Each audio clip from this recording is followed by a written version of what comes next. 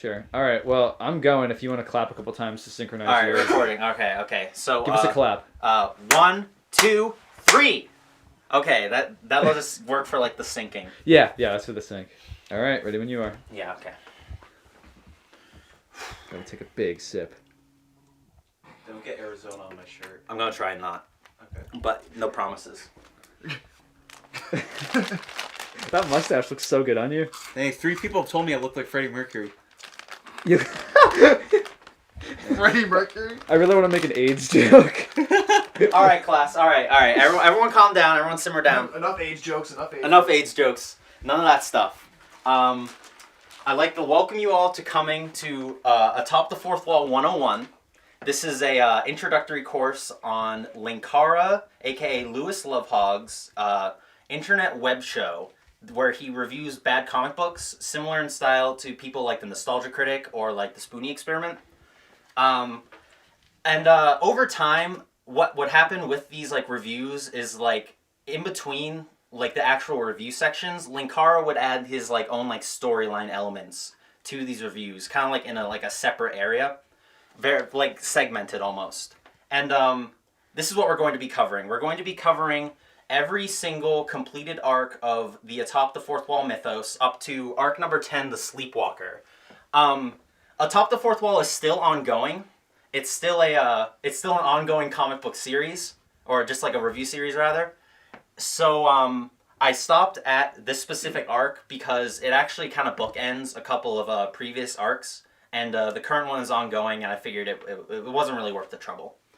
So I guess without further ado, actually, you know what I'll do first is I'll introduce some of the characters in our little story here. At least the ones that are introduced from like the beginning. So we've got our heroes, Linkara. He's the main character. He's like a mid-20s like white dude with like glasses, and he's got this like brown fedora and coat, and that's like what he's going to be normally wearing throughout the series. And then we've got Poyo. I actually drew him in the corner right here. He's Linkara's robot assistant, and he's probably the second most important character. He's kind of like his sidekick. And then we've got 90s Kid. 90s Kid, who is all you're going to realize that a lot of the characters in Atop the Fourth Wall, since this is kind of like a one-man show, Linkara plays a lot of characters in this, and 90s Kid is one of them.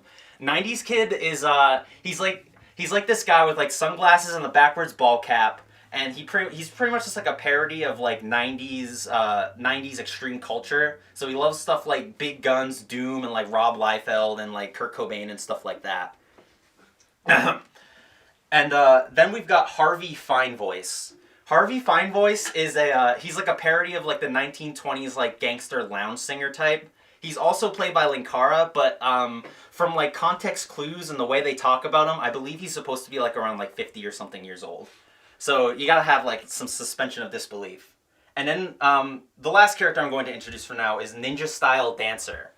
Ninja Style Dancer, he's probably the least important out of any of these like side characters because his whole shtick is that he's also played by Linkara, by the way. His main shtick is that he's like a ninja type and he like dances, but he also doesn't talk, so that really limits like the kind of stuff he can do. But he's like important in some parts, but for the most part, you're not really gonna worry about him. And I think without further ado, we're going to get into storyline number 1. His heart is steel. In the beginning of Atop the Fourth Wall, Linkara didn't really have like a main storyline planned. So for these like first couple of arcs, you're going to see like some like more segmented like stuff where Linkara kind of just makes stuff up as he goes along. But you're going to, by the time we get to All That He Sees He Conquers, there's going to be a lot more like planning involved in these storylines, more so than even like the reviews, I'd say. So, yes, Nate. Did you name these or did he name these? These are the official names for the storylines. Okay. I did not name them. Originally, I had like names for the storylines where they were just like villain name storyline, but I found out that he had actual names for them, and you know, honestly, like, you know, it works. They fit for the names or the proper storylines or whatever. So let's get right into this. So like I said in the beginning, it's kind of like fragmented. There isn't really like a main storyline yet. So the first couple of storyline relevant episodes involve Linkara just like getting sort of like magic items, because that's like his thing. He has like all sorts of like comic book memorabilia and gadgets that he uses to defeat his foe. And the first ever magic item he gets is the magic coin. The magic coin is it's from the Barkley versus Godzilla comic book. And this coin in the comic book, it allows Charles Barkley to grow up to Godzilla size and beat him in a game of basketball. This is real, by the way. Like, you've probably actually seen this thing online. It's like kind of famous. And Linkara gets this coin, and that's like, and then a little while later he gets his magic gun, and his magic gun is probably like his most famous, or his like most important item that he has, and he gets it in like a Star Trek comic review, and when he gets it, he says this line where like, it's magic, I don't have to explain it, and he like defeats like some sort of enemy or whatever, and that was like kind of like a catchphrase or like a meme or whatever, because he was sick of like comic books like just hand waving stuff away with magic, so he did the same thing with his magic gun. Although you will see in a little while, Linkara actually does explain why the gun is magic. It's just a matter of time. For now, he doesn't have to explain it. And it's at this point that Linkara comes across his first nemesis, his first villain. And this villain is Dr. Insano. Dr. Insano is actually not a Linkara character. He's actually a character from Noah Antweiler's The Spoonie Experiment. Yes, that Spoonie Experiment.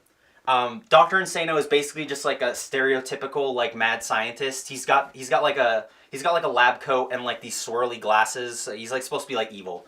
And he pilots this robot named Neutro, and he goes and starts wreaking havoc all over town. And Linkara uses the power of the magic coin to grow up to Neutro size and manages to defeat Dr. Insano and Neutro. And that's and then this whole like feud between Dr. Insano and Neutro, it comes to a head in the crossover review between Linkara and the Spoonie Experiment called Adamantium Rage.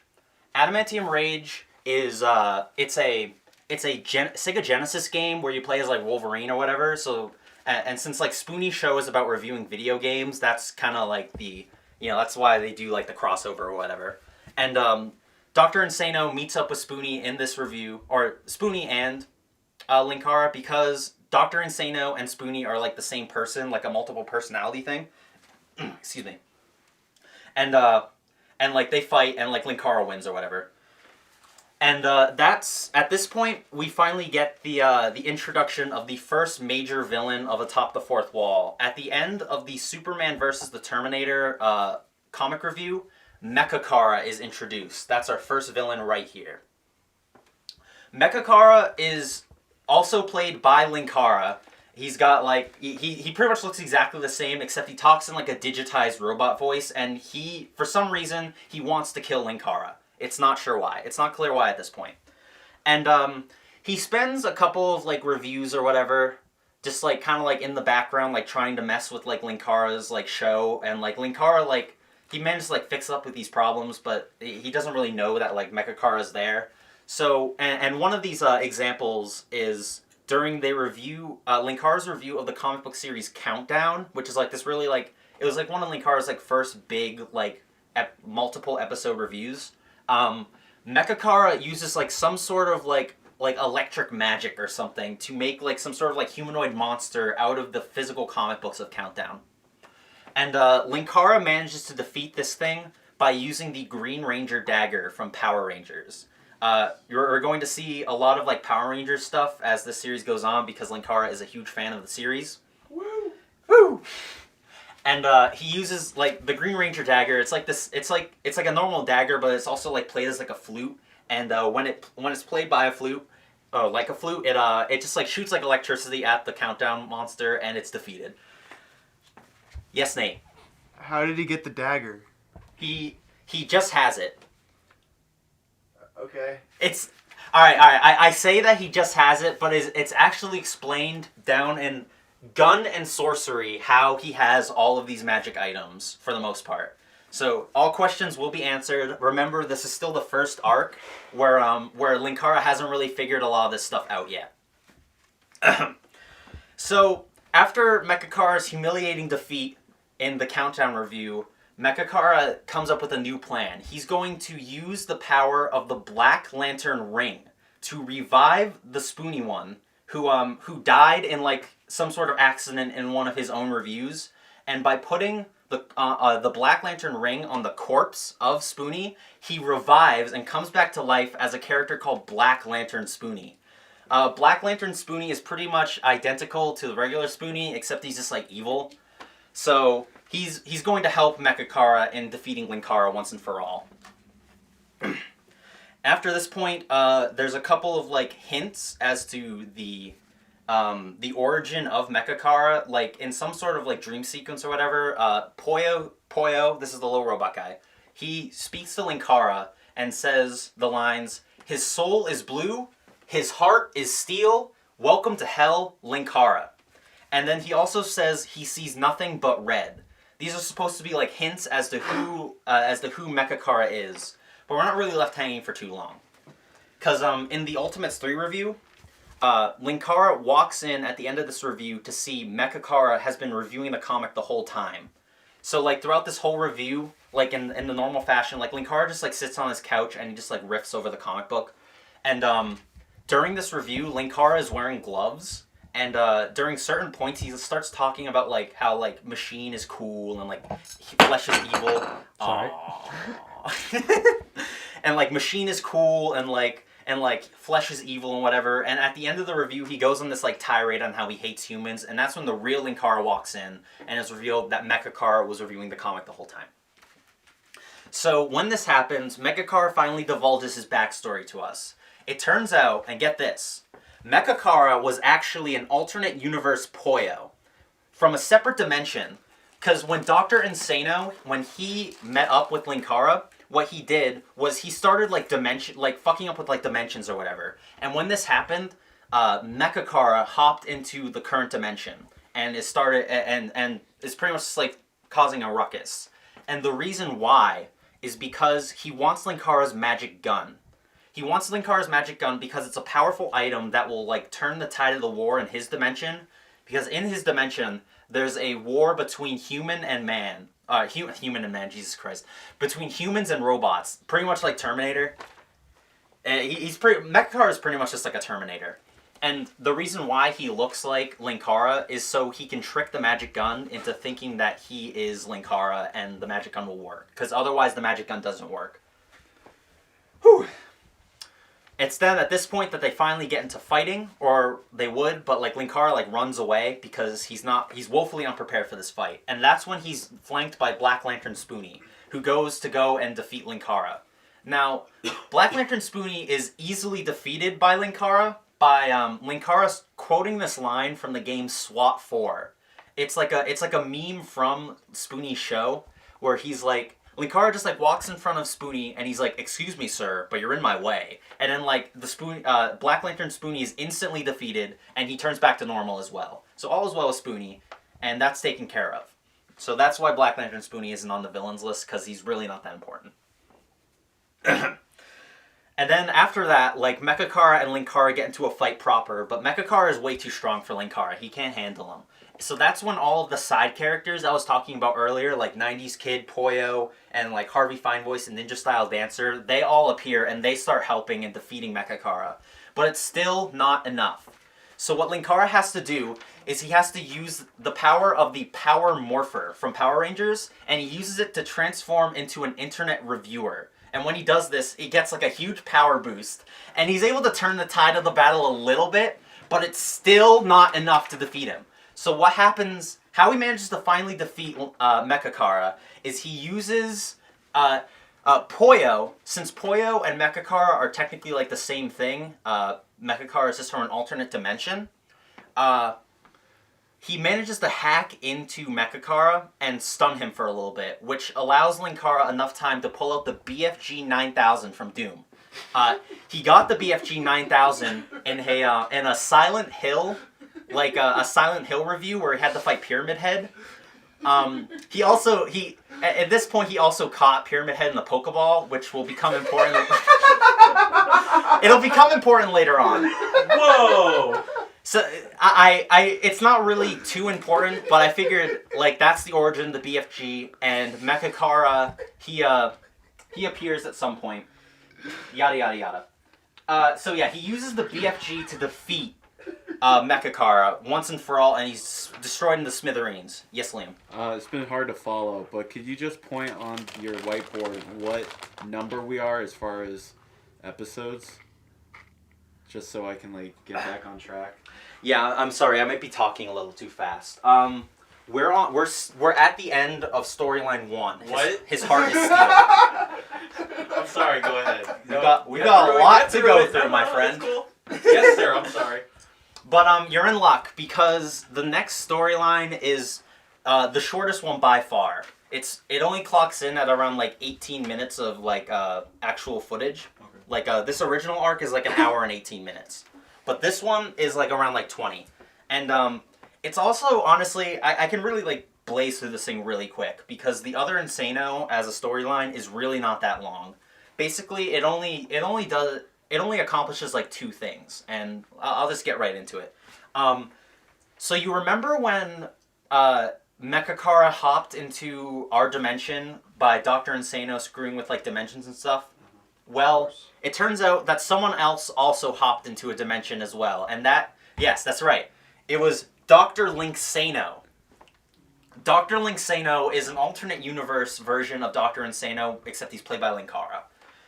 And that's pretty much it to his character, like personality-wise or whatever. He becomes more important later on, but for now, he's pretty much just like a bad scientist man. And he tries like fucking with Linkara's reviews, but every time he does, his plan like horrifically backfires. He's like shown as like very incompetent, and there's like some other stuff that happens. I'm gonna skip a lot of this because it's really not that important, but there's like a dream sequence where Linkara meets up with Mechakara, who's presumed dead. And Mechakara says the line, "All that he sees, he conquers." This will be important later on. And we'll cut to the end of the storyline because the rest of it is just like Linksano just like trying to screw with Linkara. He gets like all sorts of alternate dimension Linkaras of other internet reviewers like Film Brain and like Mars Girl and other like Channel Awesome guys and stuff like that. And then the real reviewer versions of these Dr. Insano like clones or whatever, they appear and it's like a cut to black and then there's like punch noises and they're defeated. That's it. That's pretty much the end of the storyline, except there's a cliffhanger stinger where there's a piece of Mechakara in some sort of like high-tech lab and it turns online. So Mechakara is still alive and he's going to return soon. No. Quiet down, Peanut Gallery. Yeah, come on, guys. Any more outbursts like that? Demerits all around. Ooh. Hey, demerit.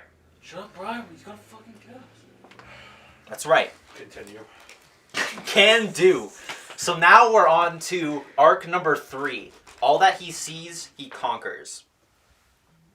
And it's also at this point I stopped watching the regular reviews of Atop the Fourth Wall because, let me tell you, friends, that was a lot to comb through. There's over 200 story-relevant videos with the story, with like reviews with the storyline intact.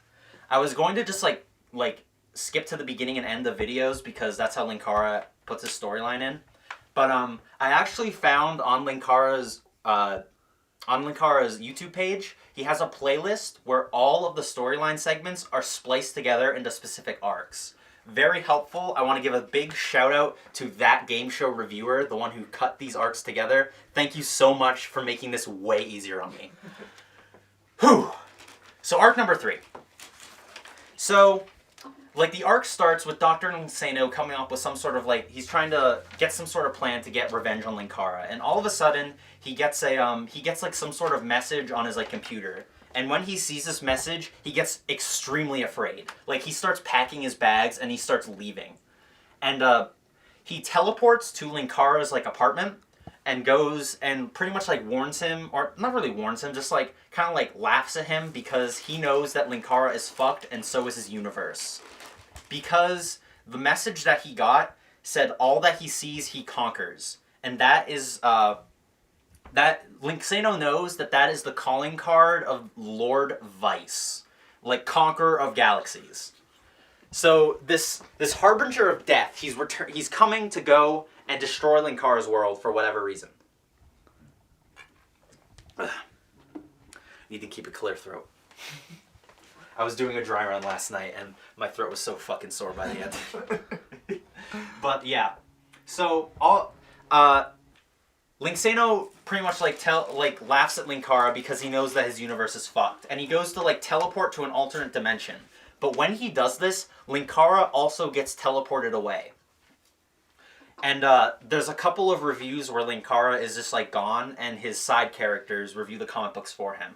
And one of these side characters is a new addition. Her name is Iron Liz.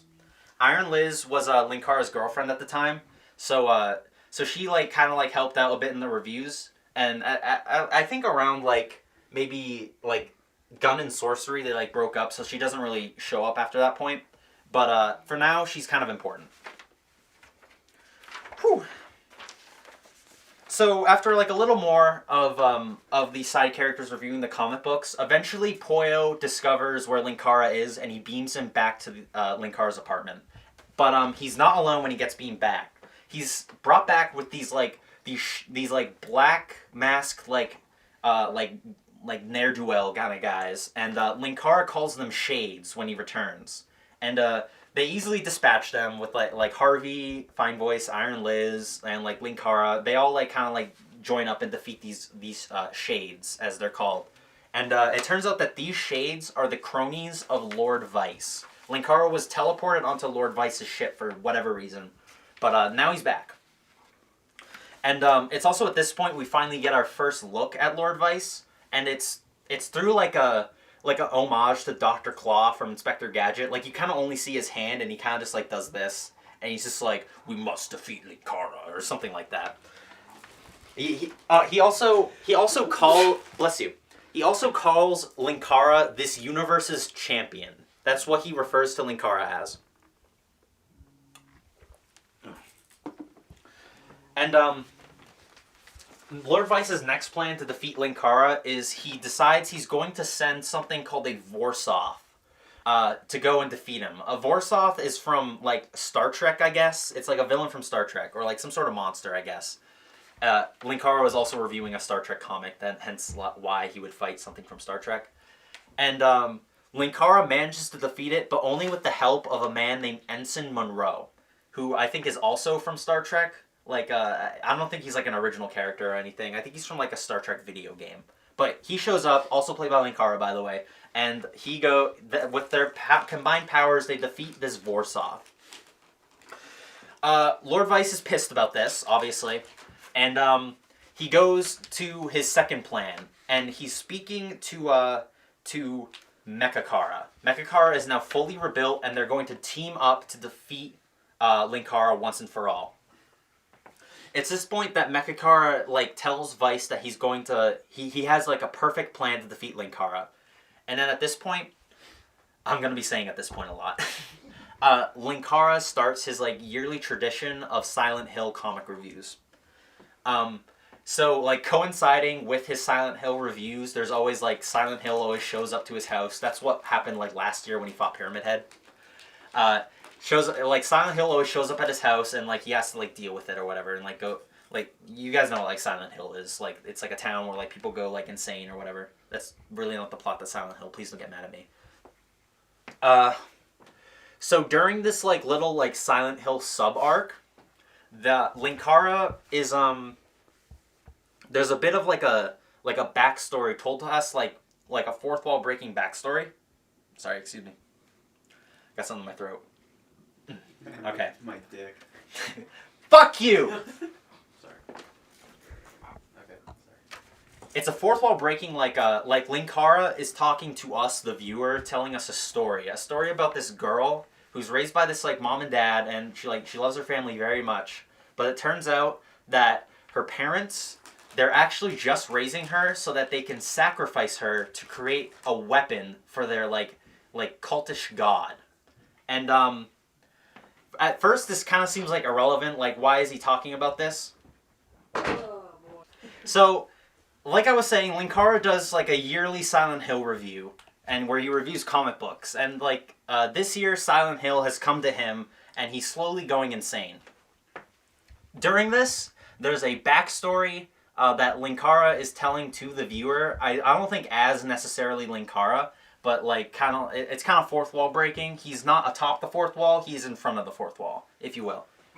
What's the difference? I don't Raise know. your hand, please. Yeah. First of all, raise your hand. Yes. What's the difference? I don't know. Okay, good. Glad we went through that. Good talk. So, anyway, the story is about this like girl who's like growing up in Silent Hill. She like loves her family or whatever, but it turns out her family doesn't really love her. They just wanted to use her so that to sacrifice her to their evil god to create a weapon. Why are you staring at me when you're talking about evil gods? Look, I only got 4 people to look at, or 5, I guess. The camera people don't exist. We got to do disruptive student in class. No. Yeah, you guys a are class clown. You guys are getting so many fucking demerits. Alright, so that story, it seems irrelevant at first, but it becomes clear as to why Linkara would tell us this story. Because it turns out that story of the girl being sacrificed for a weapon to a god, that is the backstory to the magic gun. Yes. That is what the magic gun is. And Linkara, who's slowly going insane, when he finds out about this story, he thinks that he is like the father in this scenario, so he thinks that he sacrificed his own daughter to make the magic gun. So he's down on like his knees, and he's like, I can't believe this, and he like goes to like put the magic gun to his head, and he pulls the trigger, and it goes all white. And then like 2 seconds later, Linkara's still on his knees and he's fine. And Linkara, he pretty much just, like, he realizes like that he's being fucked with, and he turns the tides on the situation, and he manages to overcome it. And that is pretty much the whole Silent Hill like little mini arc. And we're not done, guys. Stop clapping. The lecture isn't over yet. So it turns out that this whole Silent Hill like mindfuck was actually the plan Mechakara was coming up with earlier, and Lord Vyce is none too pleased that it didn't work. It's also at this point that Lord Vyce gets a full reveal of his design, and it's like, despite the fact that Linkara was being really secretive with how with barely showing off Lord Vyce, like when he after Linkara beats the Silent Hill thing, it just cuts straight to like Lord Vyce's ship, where it's just like a full shot of like him and Mechakara just like pacing back and forth, and you just see Lord Vyce. So I don't know why Linkara decided that he was gonna be secretive with the design if he was just gonna like reveal it like so. It's just really weird to me. Drink break! I missed. You missed his dick. Demerit. And Lord Vyce's design, I actually kind of like the design. It's like, you know, for like a one man show, it's actually like a decent looking guy or whatever. He's like got this like biker helmet kind of thing going on with like this like kind of like a full like black like suit and this like sort of like chest armor and with like tubes and like electricity or whatever going through it, and he's got this like big V on his forehead since he is Lord Vyce. Oh, by the way, Lord Vyce is spelled Vyce. Oh, that sucks. Why do you spell it wrong? Well, that's just how Lord Vyce spells it. Oh, okay, sorry. Who's Mechakara? Okay, so yeah, you're late. Mechakara is an alternate universe version of Linkara's robot Poyo. Okay. Who's Poyo? How about that? Poyo is Linkara's robot assistant. Yes, Nate. In my opinion, if a student's late, they shouldn't get extra information just because they were late. It's their own fault, so I really think you should continue with it. I don't appreciate teachers' pets, but yes, you are correct. Copy notes off Brian. Okay, one more though. Okay, what? Does this dude love Dune or something? Why has he got the Gunslinger? The Gunslinger will come up in the gun and sorcery storyline. Wow, big surprise. But no, actually he probably does like Dune. Gonna be honest. But I don't think there's any Dune references. I haven't seen or read Dune, so I don't. If there were, I wouldn't know them. But enough about fucking Dune. This is Atop the Fourth Wall, where bad comics burn. Okay. That's the burning. Can we do a top? Just step. Yeah, any more outbursts like that, and I will kick you out of this class. Fuck. That's not what I want. So, after Mechakara's plan fails, he just decides to go down and fight Linkara himself. Sorry, I got itch. He goes down to like fight Linkara himself, and he's rebuilt and he's stronger than ever. But Linkara is also strong, and he debuts his new transformation. He uses the power morpher like last time, except this time it transforms his brown coat and fedora into a full white version of it with like gold trims and everything. No. And this powers him up massively. No. And he's able to like defeat Mechakara, but he lets his guard down when he does this. So Mechakara is able to pilfer the magic coin and grow to gargantuan height. So now we've got some big problems. Not even Linkara's like newly powered up form can do anything to this. So what Linkara has to do is he goes and steals the Neutro robot that Dr. Insano used way back in storyline 1. Way back like 20 minutes ago. And they duke it out in like a robot kaiju battle, and Neutro, Linkara, they win. And Mechakara is reduced to nothing but a robotic hand. So, Yes, Nate. Why didn't I hear about this on the news? This seems like a big deal. There's a big cover-up going on.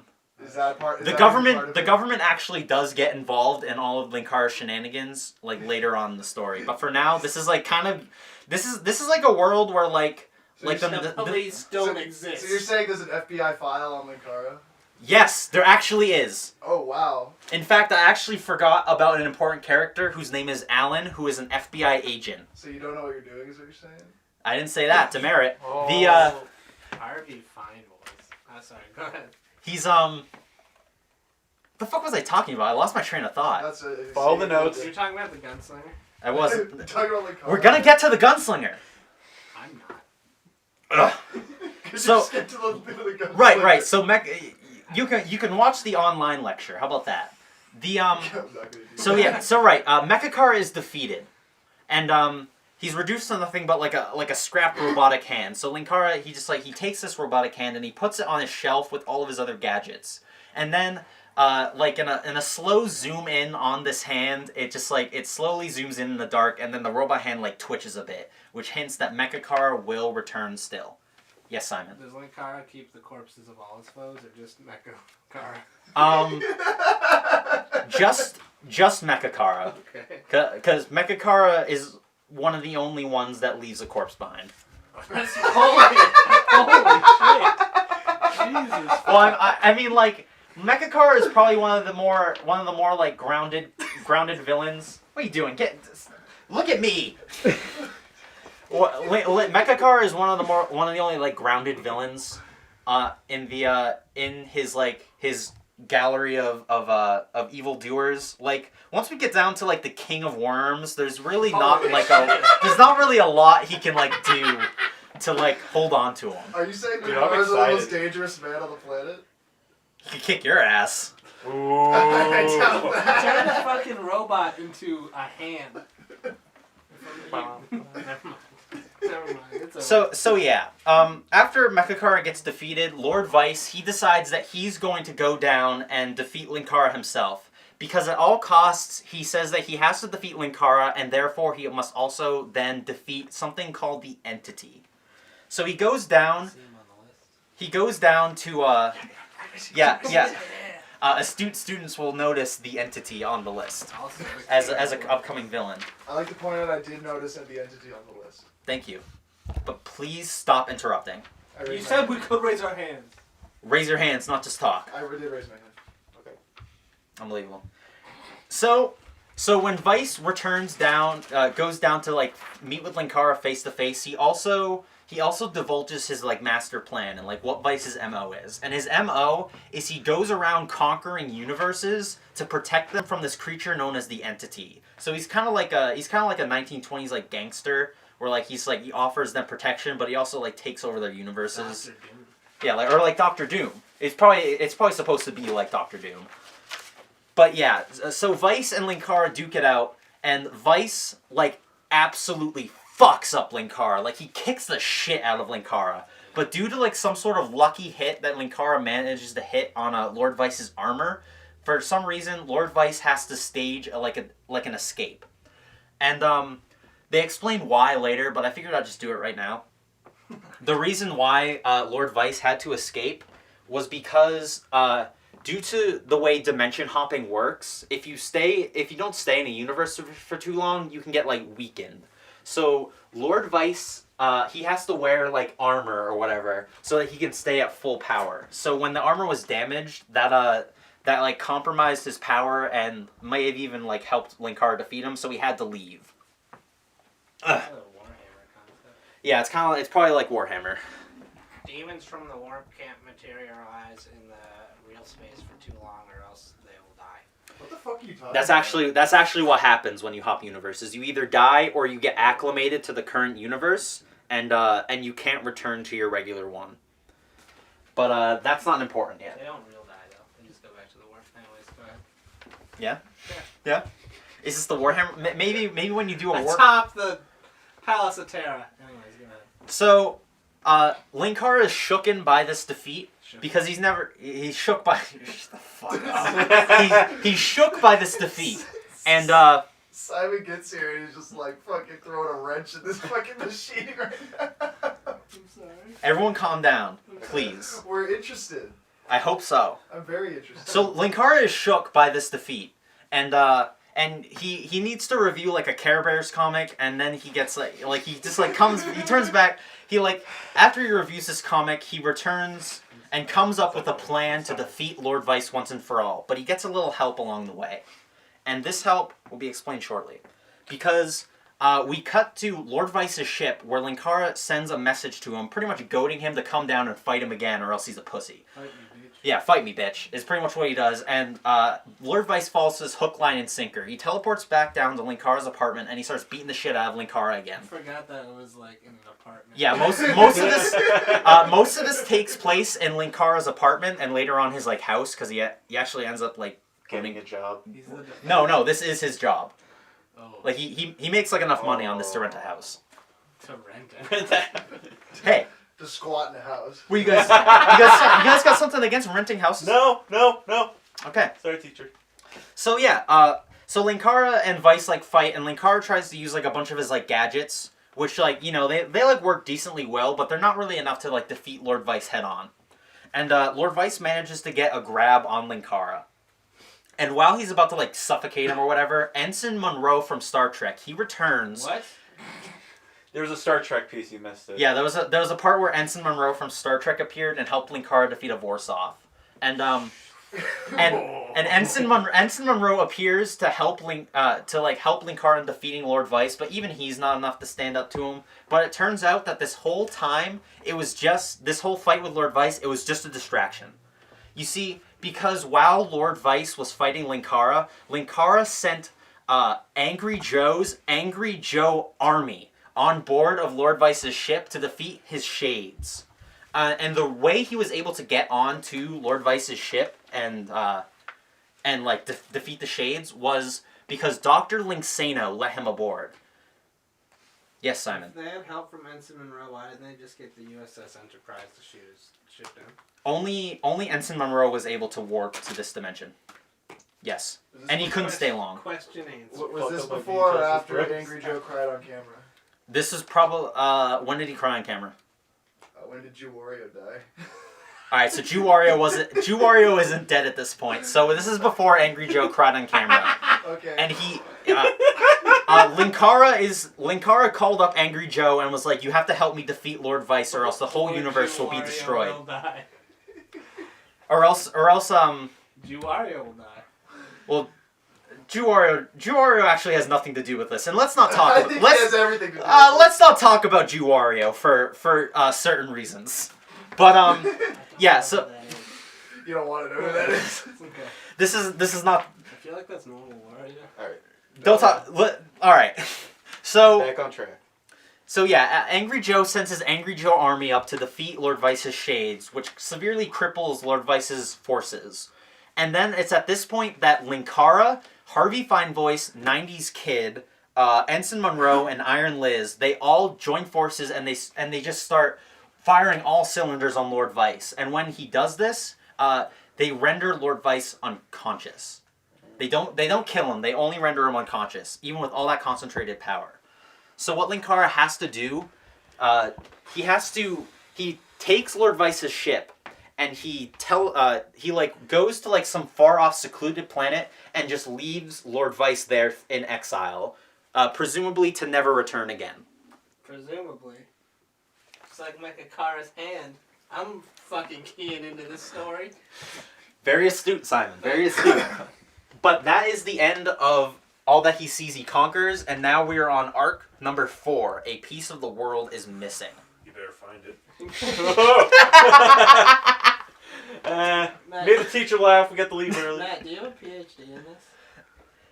I did a lot of research. I don't know if This- I this- should listen to you if you don't have a PhD. I have a question at the end, and I'm excited for it. This is...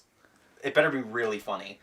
This is like... All this storyline stuff together is probably about 13 hours of footage. And I spent the past month just watching it and taking all 31 pages of these notes. Without You watched anything else? I could have. You could have watched like this. I could have been playing fucking Smash Bros. You But I could've decided watched, to like- do this for you ungrateful students! You could have watched like the 3rd season of Daredevil and had a good time. Yeah, I still need to watch that. You could have watched like the Simpsons movie or something. Alright. I want to get this fucking shit done. Yeah, Get he going, Matt. wants to know about a piece of the world is missing, and I'm willing to answer. Why don't He you was just- telling me before we started that you I really want to know about I that shouldn't specific- get into this. You gotta get into this. I can't. Well, at least stay along for this arc, because this is a pretty big one. That's the problem. It's pretty big. So this storyline kind of starts out similar. Moving on.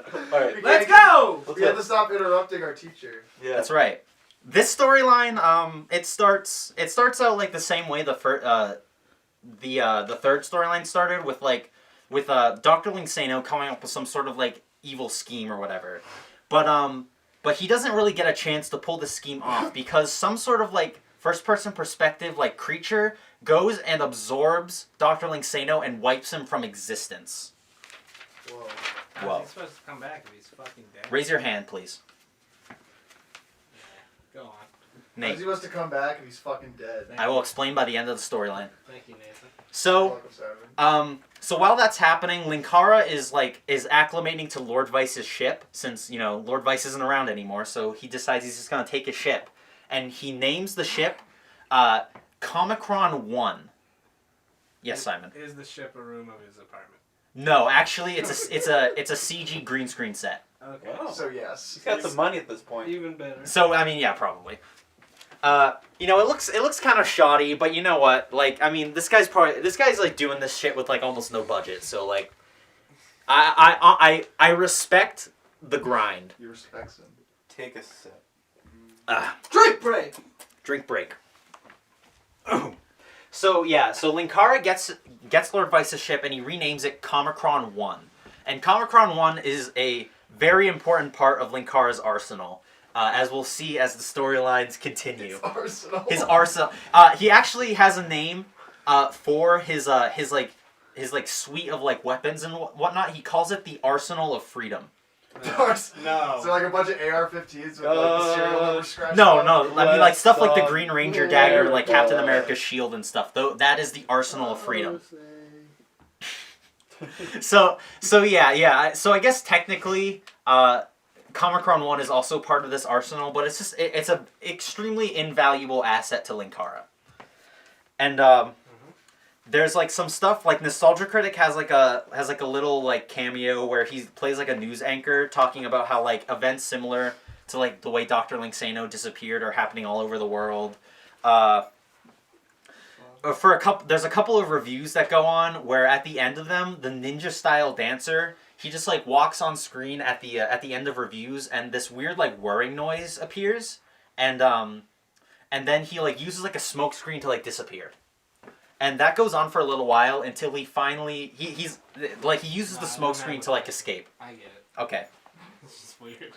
So it turns out that Ninja Style Dancer was trying to get to Linkara's like apartment, and when he finally does, he appears in like a very weakened state because he's been using his smokescreen too much. He's been like running all over the world, and he like I said, Ninja Style Dancer, he can't talk. So what he does is he pretty much like what he can do though is he like holds like messages up and like talks to Linkara that way like a Looney Tunes cartoon, and he goes to warn Linkara about this creature about the entity. And while he's trying to like talk to Linkara, Linkara gets a phone call from the '90s kid, and Linkara like literally like he turns around, he answers the phone, he's like talking to the '90s kid, and while this happens, Ninja Style Dancer gets taken by the entity. What? Yeah. Does the Ninja Style Yes, Dancer... Nate. Oh, I'm sorry. Does the Ninja Style Dancer ever dance? Is he a dancer or a ninja? Well, like, he does in, like, the reviews or whatever, but, like, outside of the reviews, he's just, like, a silent ninja type. So, but he's not a ninja. He's a dancer who does... He's a ninja style dancer, yeah, so he's not technically a ninja. So he's not I'm trained. about to leave if this conversation continues. Hang on, we're getting to the entity. So, a little while after that, Harvey Finevoice, after talking to, like, '90s kid, he like, does some, like, digging, and he figures out what the entity is. But before he can tell anyone, he is also taken. So, one by one, all of Linkara's friends are getting apprehended by this mysterious creature known as the entity. There are, like, some, like, split-second messages in, like, the credits of the reviews, and, it's, like, they're, like, kind of, like, hints at, like, the origin of the entity. Linkara likes to do that. He likes to, like, pepper in little, like, hints as to, like, for further backstory stuff. Foreshadow. Yeah, he likes to do this old literary technique called foreshadowing. What is that? I don't know. Okay. But there's like a part where Linkara fights like a cursed comic book. Okay. You are back in focus whenever you're ready. So, all right. Welcome back again. We're all drinking now. I hope you guys all enjoyed your snack time.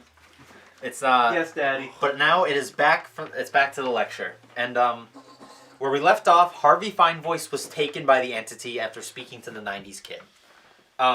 It's also at this point Linkara introduces his new AI for Comicron 1, and her name is Nimue. For now, she's pretty much just like a computer on the ship, but she'll become more important as the series goes on.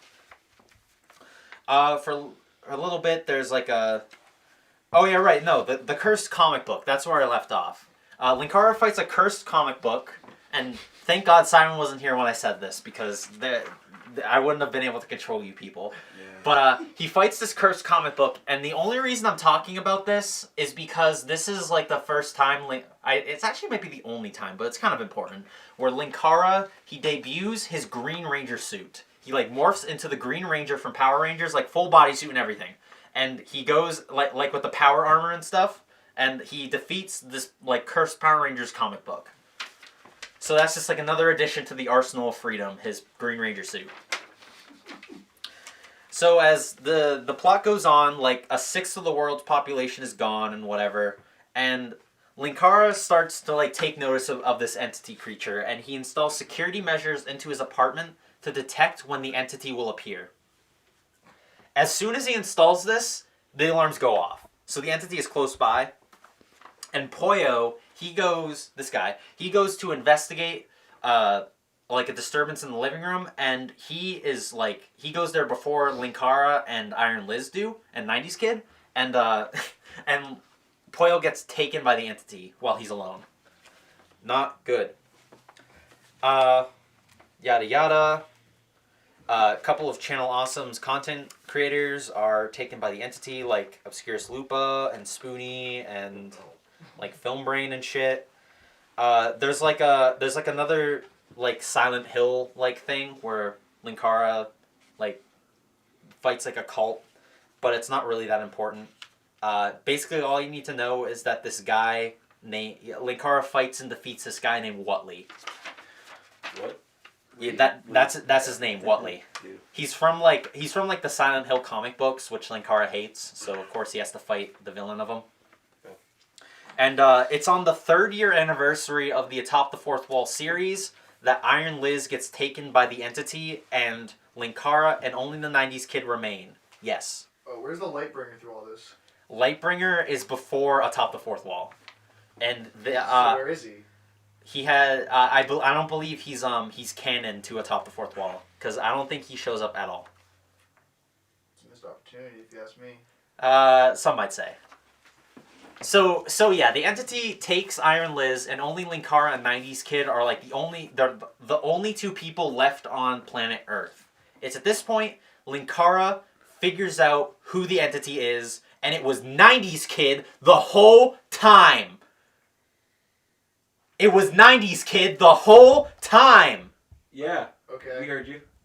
It's a big reveal. Like, he takes off, like, his sunglasses, and he has, like, these, like, staticky eyes, and he's like, ah, ha, ha, ha, ha, ha. It was me, Linkara, yes. So it's a double cross.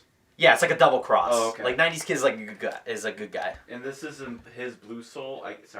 No, we're on A Piece of the World is Missing. Oh, still okay. Yeah. Wishful thinking, Liam. Okay. Yeah. Try to keep up. We're not even halfway done. I'm sorry, it's hard. So, yeah, the entity is revealed to have, like, possessed the 90s Kid.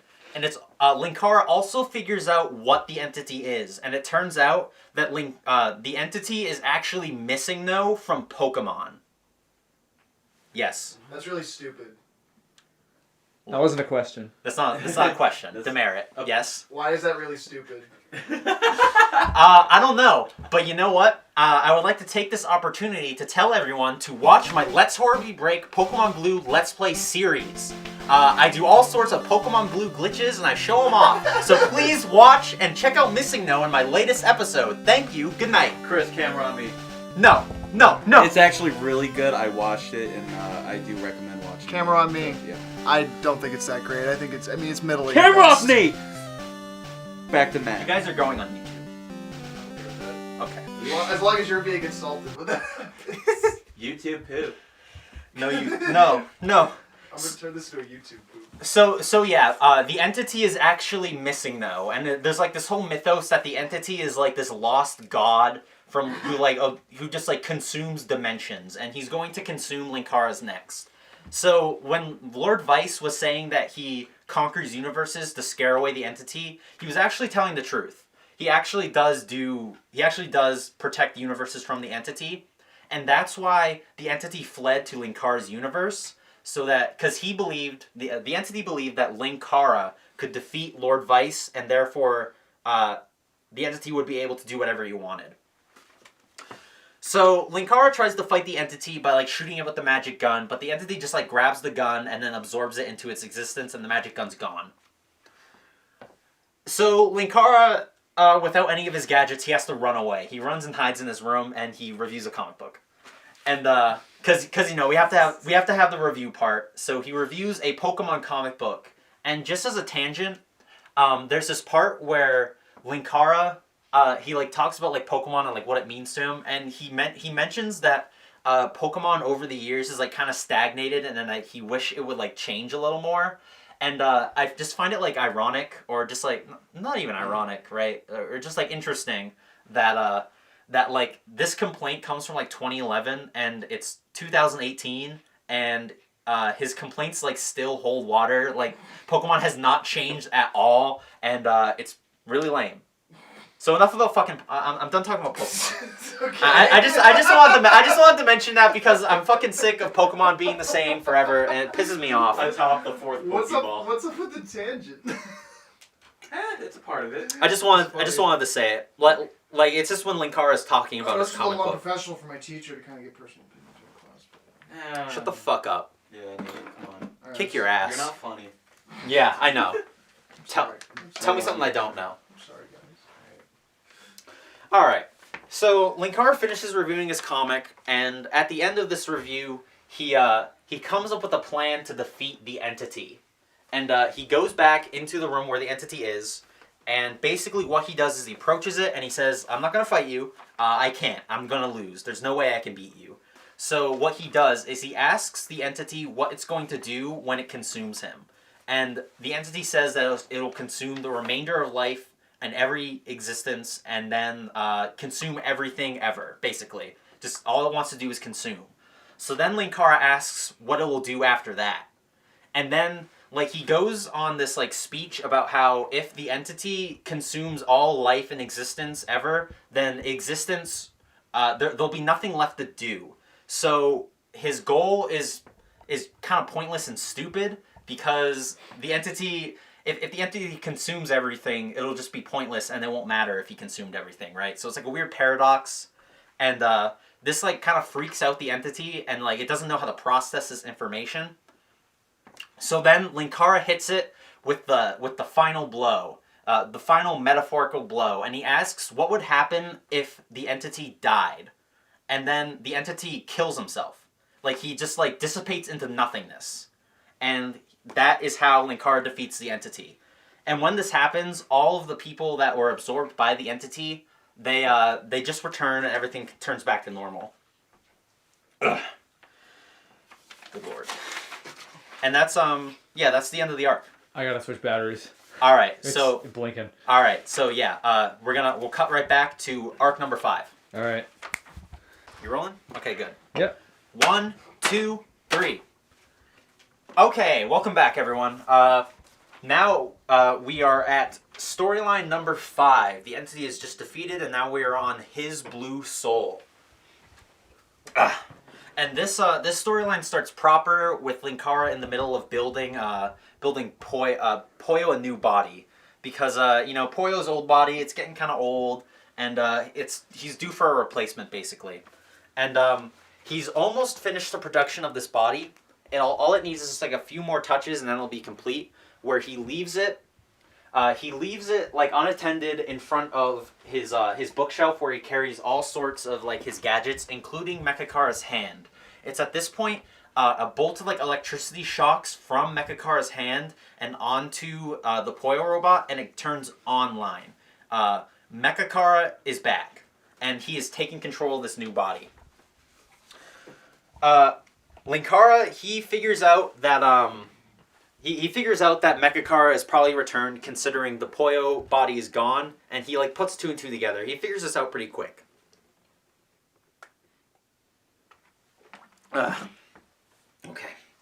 and he's going to have to like come up with some sort of plan to like find Mechakara, because right now he's MIA in this new body.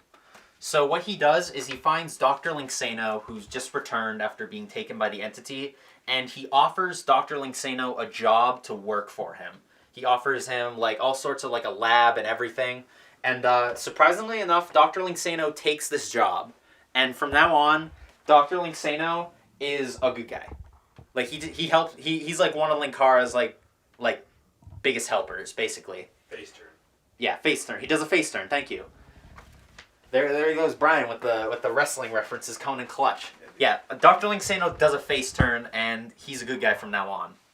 And with them together, they go, and it's at this point, after this conversation happens, Mechakara in the new body, we'll just refer to it as like Mecha Poyo, I guess, because he's in Poyo's new body. So he still kind of looks like this. And he's just like kind of like running around, and like Poyo is just like this like little like cardboard like robot thing, and he's about like this tall, and he just kind of like floats off the ground a bit. So you just kind of like see this guy just like hovering around the place, and Mecha Poyo hacks into Nimue and manages to go on board Comicron 1. And when Linkara figures this out, he goes and tries to find him. And there's like some sort of stuff where Mechakara is like fucking with like the lockdown sequences, but Linkara manages to go out and meet with Poyo, or Mecha Poyo rather, and what do? They there's a point where Linkara has like a heart-to-heart with Poyo, because Mechakara is back, and remember that Mechakara is originally Poyo from an alternate universe.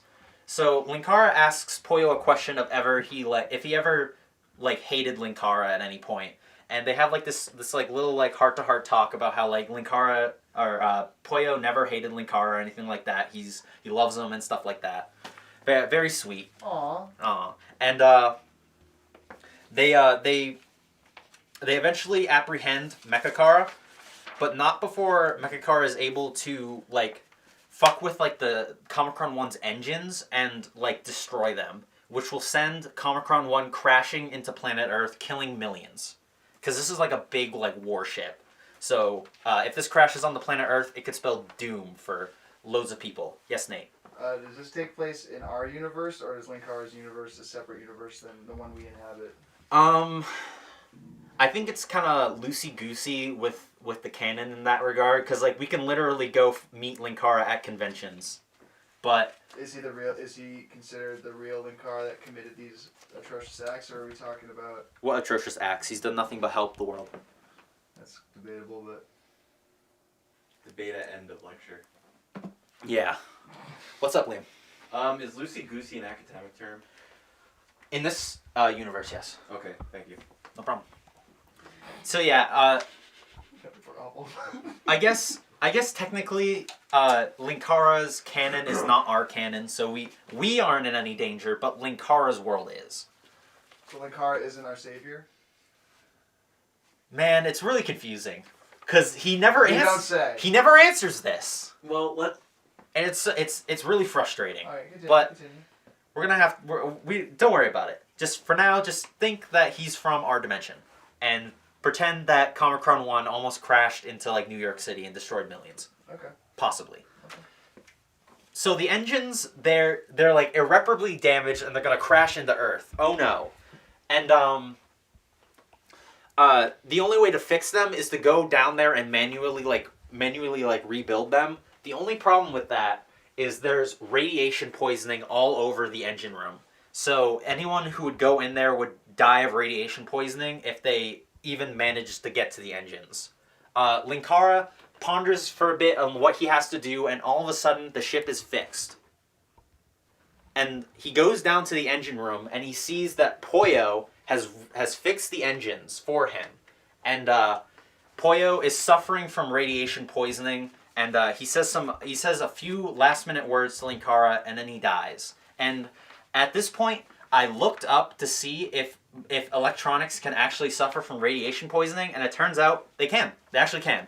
So I was about to like while I was writing the notes, I was like calling Linkara's bluff on this, but I looked it up. That can actually happen. So Poyo dies. no. Don't get too sad, Okay. because Linkara discovers that right before Poyo died, he uploaded his consciousness in some area in the world. Nice. He can't pinpoint exactly where he left it, but he knows that Poyo is alive somewhere, and this elates him a lot because he's like his best friend. Yes, Liam. Will we find out later in the story where he was uploaded? Yes, in Okay. this arc actually. Okay, cool.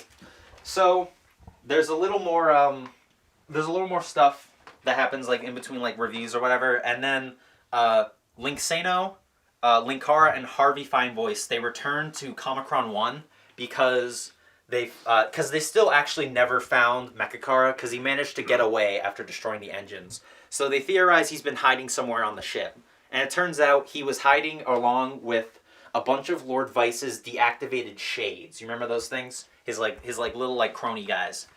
He reactivates some shades, and then that tips off the three to go and investigate.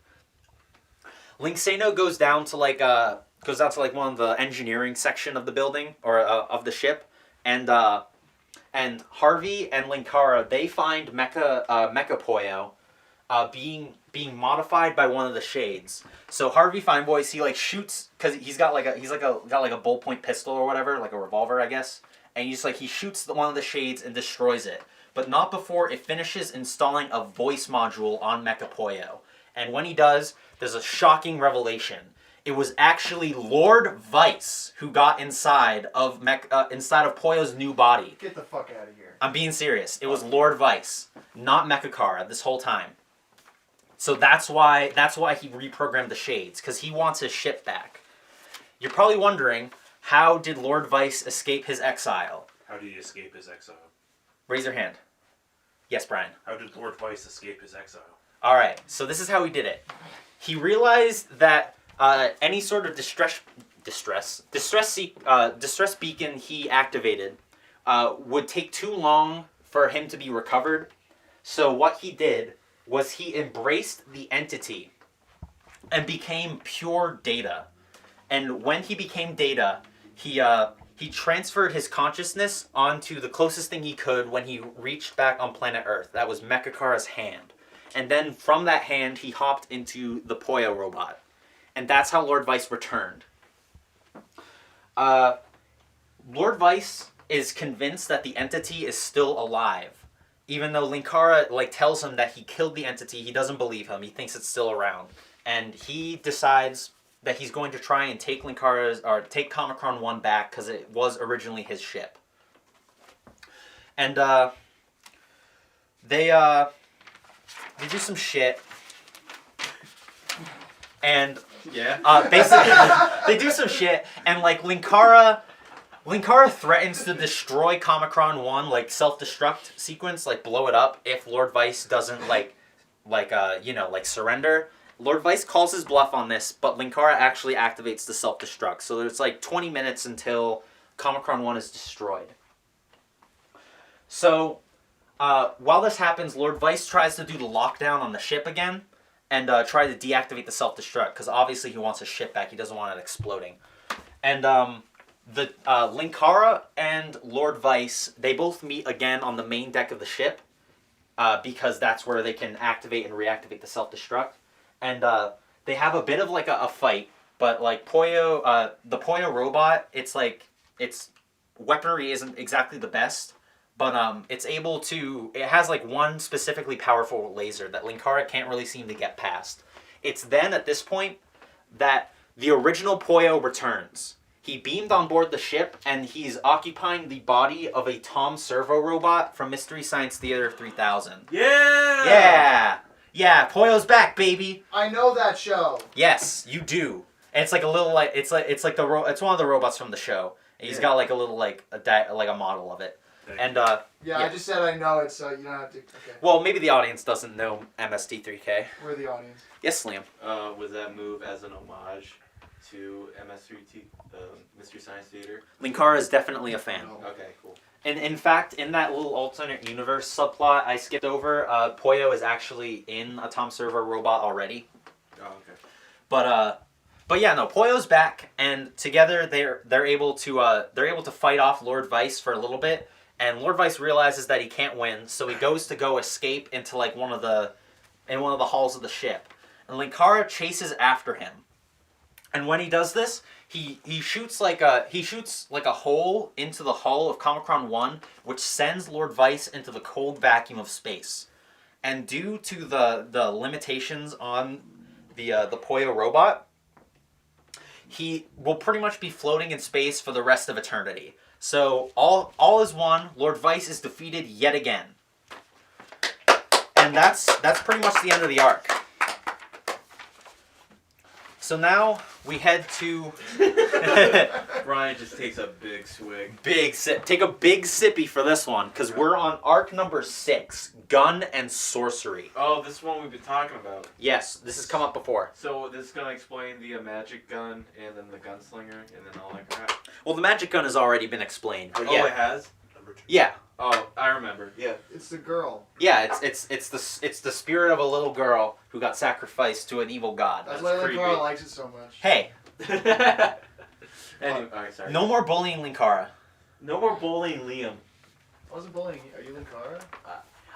Over the course of researching for this lecture, I've grown to deeply respect Linkara and his work. Deeply. Okay. I mean, look, think about it. He does a review, pretty much every fucking week. You don't He's a see nostalgia critic, and I don't respect him. You don't see Spoonie doing that shit. I don't respect him either, but that's for a different reason. Linkara, he's a decent guy. Alright, this is... That's all I'm trying to say. I'm not doing this to make fun of Linkara or anything. I actually think this is actually slightly interesting. Even if it's in a kind of funny way. Alright, It's no, slightly I'm not- interesting. That's why I'm doing an entire deep dive. I mean, if I thought it was really stupid, I wouldn't do this. Just pick it on you, Matt and Linkara. Don't make fun of Linkara. Okay. I have no strong opinion either way, so... Alright, Continue. whatever. Alright, so Gun and Sorcery.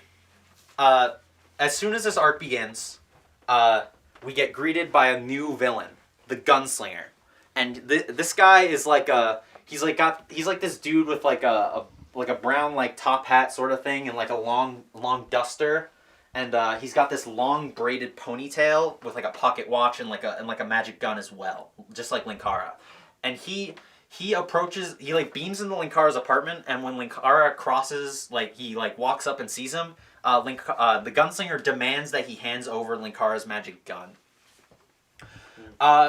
So this is like the 8th time that someone has beamed into Linkara's apartment and trying to kick his ass. So Linkara is kind of pissed about this, and he just starts like firing all cylinders on this guy. Just being like, I've had it with this shit. He doesn't say shit, but you know, he's like, I've had it with this stuff. He pretty much like talks about how cool he is and all like the people he's defeated up to this point. And yes, Liam. Does Linkara swear? Actually, Linkara doesn't swear. He says like stuff like damn and like he says like ass and stuff, but he doesn't like say like fucking shit. Crud. Oh, crikey. I don't know. Something along those lines. But yeah, no, he doesn't swear. Okay, thank you. I think in the Atop the Fourth Wall movie, he says fuck once, and that's supposed to be like a big thing. But yeah, he manages to easily. He manages to like scare away the Gunslinger, who just looks at like his pocket watch and then warps away. And once this happens, Linkara realizes that the magic in his gun, it stopped working. Like it's just a regular gun now. And he goes and looks at the rest of his arsenal of freedom, and it turns out that those are all just like regular toys now too. And this, I forget who asked this question, but this is where we get an explanation as to why Linkara has all this crap. And what it is that these things were like originally toys, but Linkara has like this little black book with magic incantations that like enchants them with magical abilities.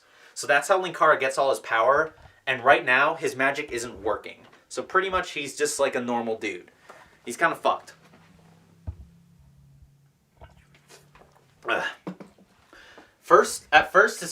His first theory as to what's happening is Dr. Insano. He thinks he placed an anti-magic field on his weaponry. So he goes and tries to grill Dr. Insano, but he comes to the conclusion that it's not him. It's not Dr. Insano. So then he goes to request to like find like some sort of like high casting like spellcaster or whatever guy he knows, and this leads him to Shade Number 1. Shade Number 1 is like a character from one of Channel Awesome's anniversary movies, like Suburban Nights, and I didn't watch it for the lecture because I figured it wasn't really that important. But it turns out that there's a character from the movie in Atop the Fourth Wall. But basically, all you need to know about Shade Number 1 is that he's like an evil spellcaster, like evil. He's like a joke, but not good. Yeah, he's not good. And when he tries to like ask Linkara about like or when Linkara tries to ask him like what's going on, he doesn't know what's happening either, and he recommends that he go seek a high-ranking wizard or sorcerer, like he has to like find one out in the world. So that's what Linkara does. He goes and puts on like a new costume with like a brown vest or whatever, and he goes to search for a wizard. In the meantime, he leaves the show instead of like last time he was gone, where the side characters reviewed the comic books. He creates a hologram with this like little like electronic transmitter thing, and he is going to review the comic books for him. And this is Holokara. And he's supposed to be like an exact replica of Linkara in every way. And for a little while, like Holokara is just like, you know, he just reviews the comics just fine. It's almost like he was never really gone. But during one of his reviews, like 90s Kid interrupts Holokara in like doing like his regular bit, where like 90s Kid's like whole shtick is that he'll interrupt the comic book review and talk about how like awesome the 90s are. Yes. So is 90s Kid not bad anymore? 90s Kid is back to normal. Okay. Yes, he was only possessed by the entity. Now he's fine. Oh, after the entity was defeated? Yeah, after the entity was defeated. Oh, thank goodness. Yeah. So yeah, after he gets interrupted by 90s Kid in like his regular shtick, and then after the review ends, Harlokara talks to 90s Kid explaining, hey, can you like not interrupt my reviews anymore? That'd be really cool if you could. And 90s Kid responds with like, nah, dude, they love it, man. They love the jokes. So Harlokara responds to this by reaching into 90s Kid's heart and like threatening to crush it if he doesn't stop interrupting his reviews. And then 90s Kid complies, of course, and Harlokara goes upon his day. And I didn't write Harlokara in the villains, but yes, Harlokara is a bad guy. It'd be a spoiler. It'd be a spoiler. And when Harvey Finevoice finds out about this, finds out what he did to 90s Kid, he also approaches him wondering like, hey, what the fuck are you doing? He doesn't say fuck, but he's like, what the hell are you doing, kid? And then Harlokara also beats the shit out of Harvey Finevoice as well. So this Harlokara guy, he's bad news. In the meantime, Linkara goes to Linkara's search for a high-ranking wizard is completed. He finds one. And this is after like months of him like searching, and this searching is represented by him like visiting cons and stuff. He's like asking around for like wizards, and he finds one who just seems like a regular guy. His human name is Steven, but his wizard name is Aplos. So he asks Aplos like he wants to know what's wrong and why his magic isn't working. And Aplos requests that he see his magic gun. So Linkara hands him the gun, and as soon as he holds the gun, he realizes what's wrong with Linkara. It turns out that Linkara has been turning evil. No. Yes, Linkara is becoming evil. No. And the way magic works is typically if you're to access your magical capabilities. You have to be a good person, a person good in heart, and like Linkara. But over time, Linkara's been getting a little too brash and like rude, and he's on the road to turning evil. So the spirit in the gun, her name is Margaret, by the way.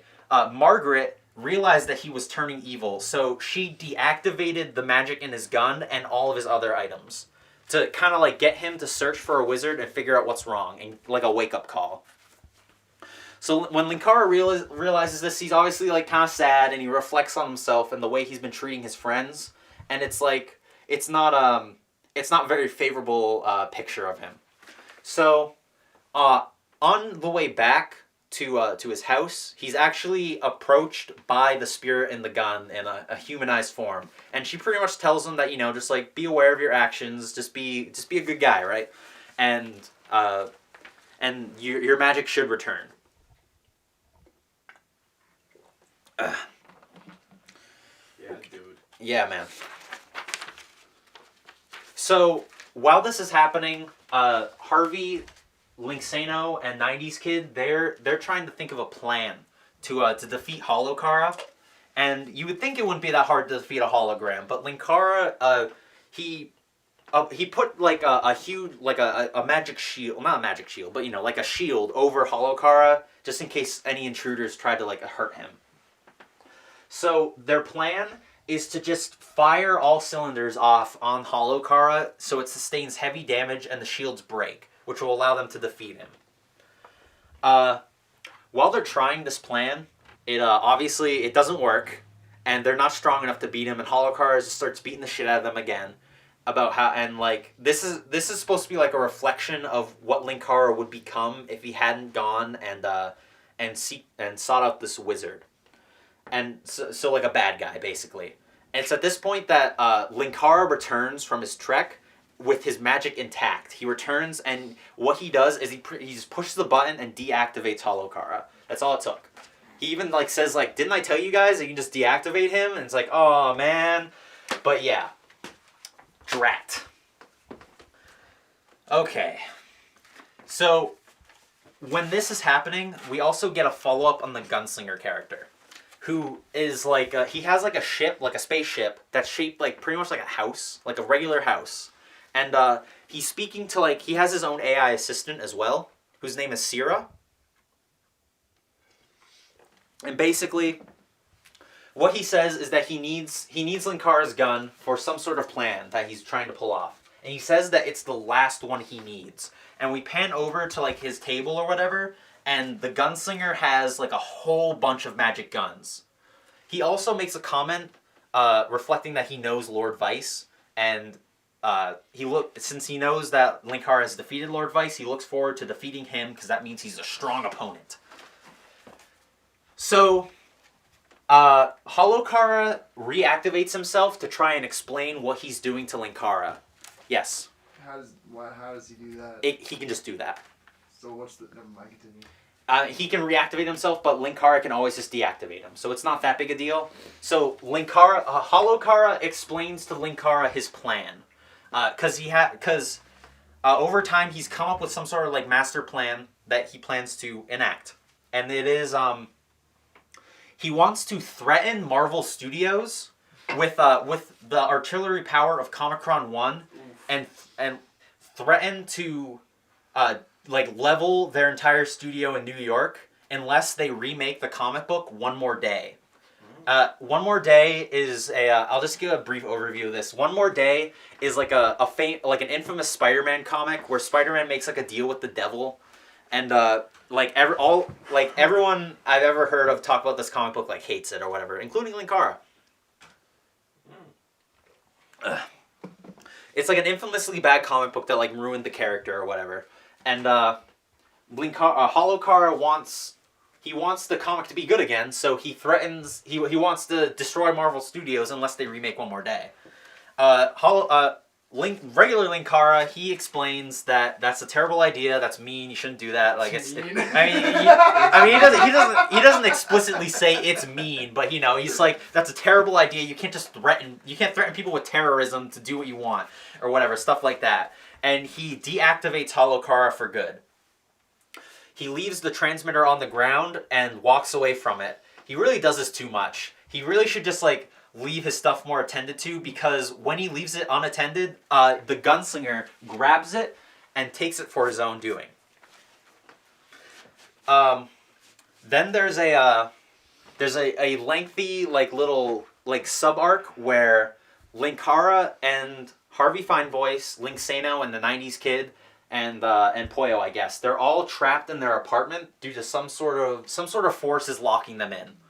And it's kind of like a parody of like The Thing, because Linkara was reviewing the comic book at the time, so that's why it's like connected, where they all kind of like, they all start turning on each other and getting stir crazy.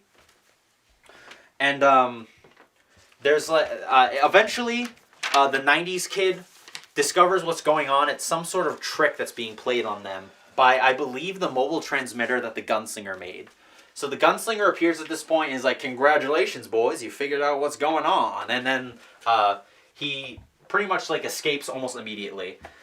And it's at this point Harvey Finevoice, who said some pretty nasty stuff to Linkara and like 90s Kid and stuff. Nasty. He gets like kind of, he feels like very bad about the situation, so he decides he's going to go like a little bit on like a soul search. And it's during this we get Harvey Finevoice's backstory in like the vein of like A Christmas Carol, where he's visited by the ghosts of Christmas past, present, and future. And it turns out that Harvey Finevoice, he had like a wife and kid, but his kid like died due to like some sort of something happened to him or whatever. And when this happened, Harvey like became an alcoholic, and his wife left him because of this. Woo! And Linkara, yeah, everyone take a drink, boys. Yeah. Alcoholism. Oh, it tastes so good. Oh. So Linkara, during one of Harvey's like drunken stupors or whatever, Linkara finds Harvey Finevoice on the side of the road and he takes him in. And that's how Linkara and Harvey Finevoice met. And there's like a couple more things where like Nostalgia Critic meets up with Harvey. And at this point, Nostalgia Critic is like supposed to be dead, so it's like a ghost. He's like trying to tell him to like reconcile with Linkara, but he's not ready yet. And the ghost of Christmas Future appears to Harvey Finevoice, and he has him meet face to face with his son's grave. And yeah, it's about to get heavy in here, because the reason why Harvey likes Linkara so much is because he reminds him of his kid Charles Fine Voice, and in like balled up in tears on. Hey, respectful, demerits.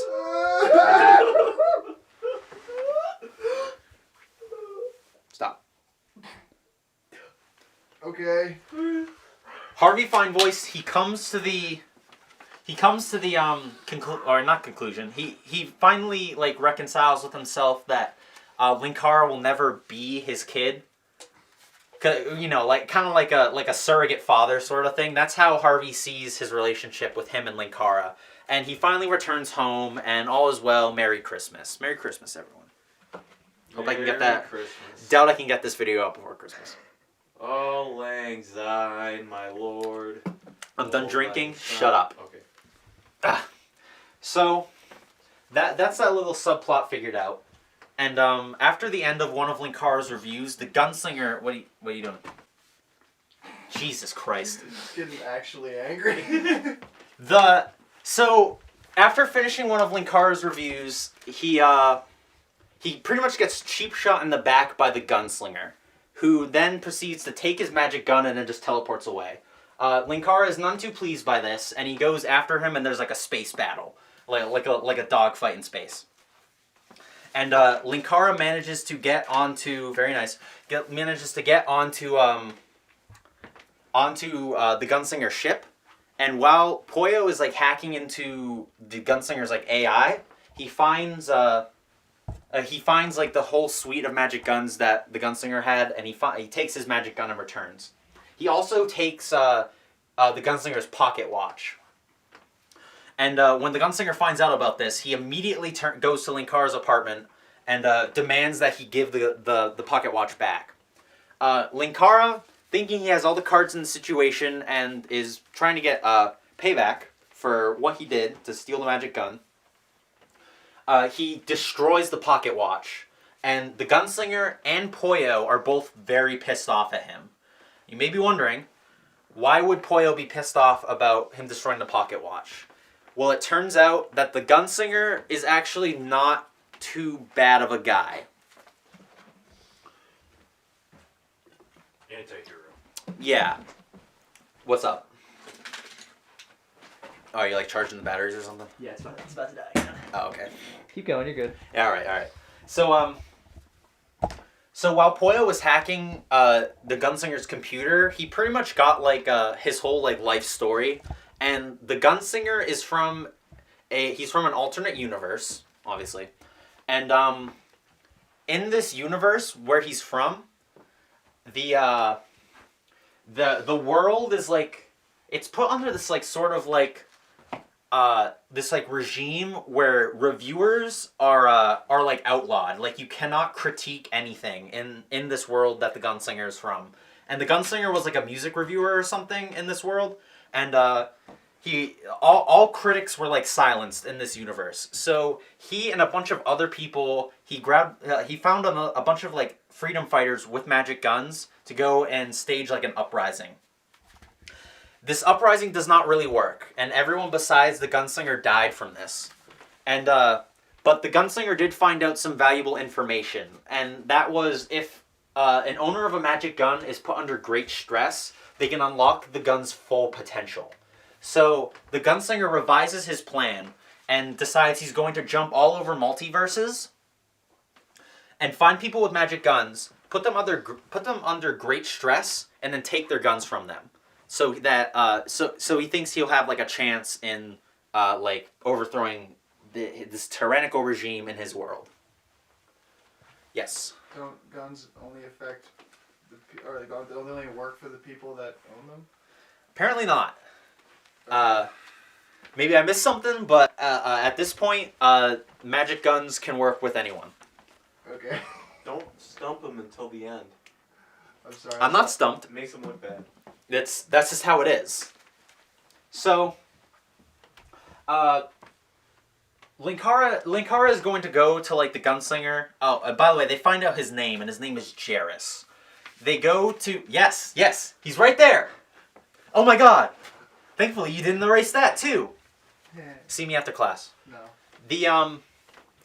He's about to go and like reconcile with Jarrus now. Reconcile with Jarrus, and all of a sudden, Dr. Insano returns and attacks. He's attacking the city with Neutro, because Dr. Insano, when he was interrogated by Linkara, he realized that Linkara didn't have any of his magic with him, so he figured that the world was right for him to take. Unfortunately for him, Linkara had his magic back by this point. So he goes and Linkara goes and pretty much easily defeats Neutro, but Dr. Insano and Linkara, they both end up fighting back at his apartment. And Dr. Insano, he's not a very strong guy, but he has a gadget with him on his side, and this gadget is the power enhancing energy gloves. These are an item from To Boldly Flee that Yasu Otaku used, that Dr. Insano pretty much took for his own devices. So with these power enhancing energy gloves, he's able to stand up more against Linkara, and it's kind of more of an even fight. It's at this point that the Gunslinger, Jarrus, he returns to Linkara's apartment, and Linkara makes a proper apology to him. I'm sorry. Pretty much. Jarrus doesn't necessarily forgive Linkara, but he does assist him in defeating Dr. Insano. And that's the arc pretty much ends with Linkara vowing to get him back to his original universe. And then there's a little after credits stinger of the AI Nimue going rogue. And that's where we will pick up in arc number 7, Ghost in the Machine.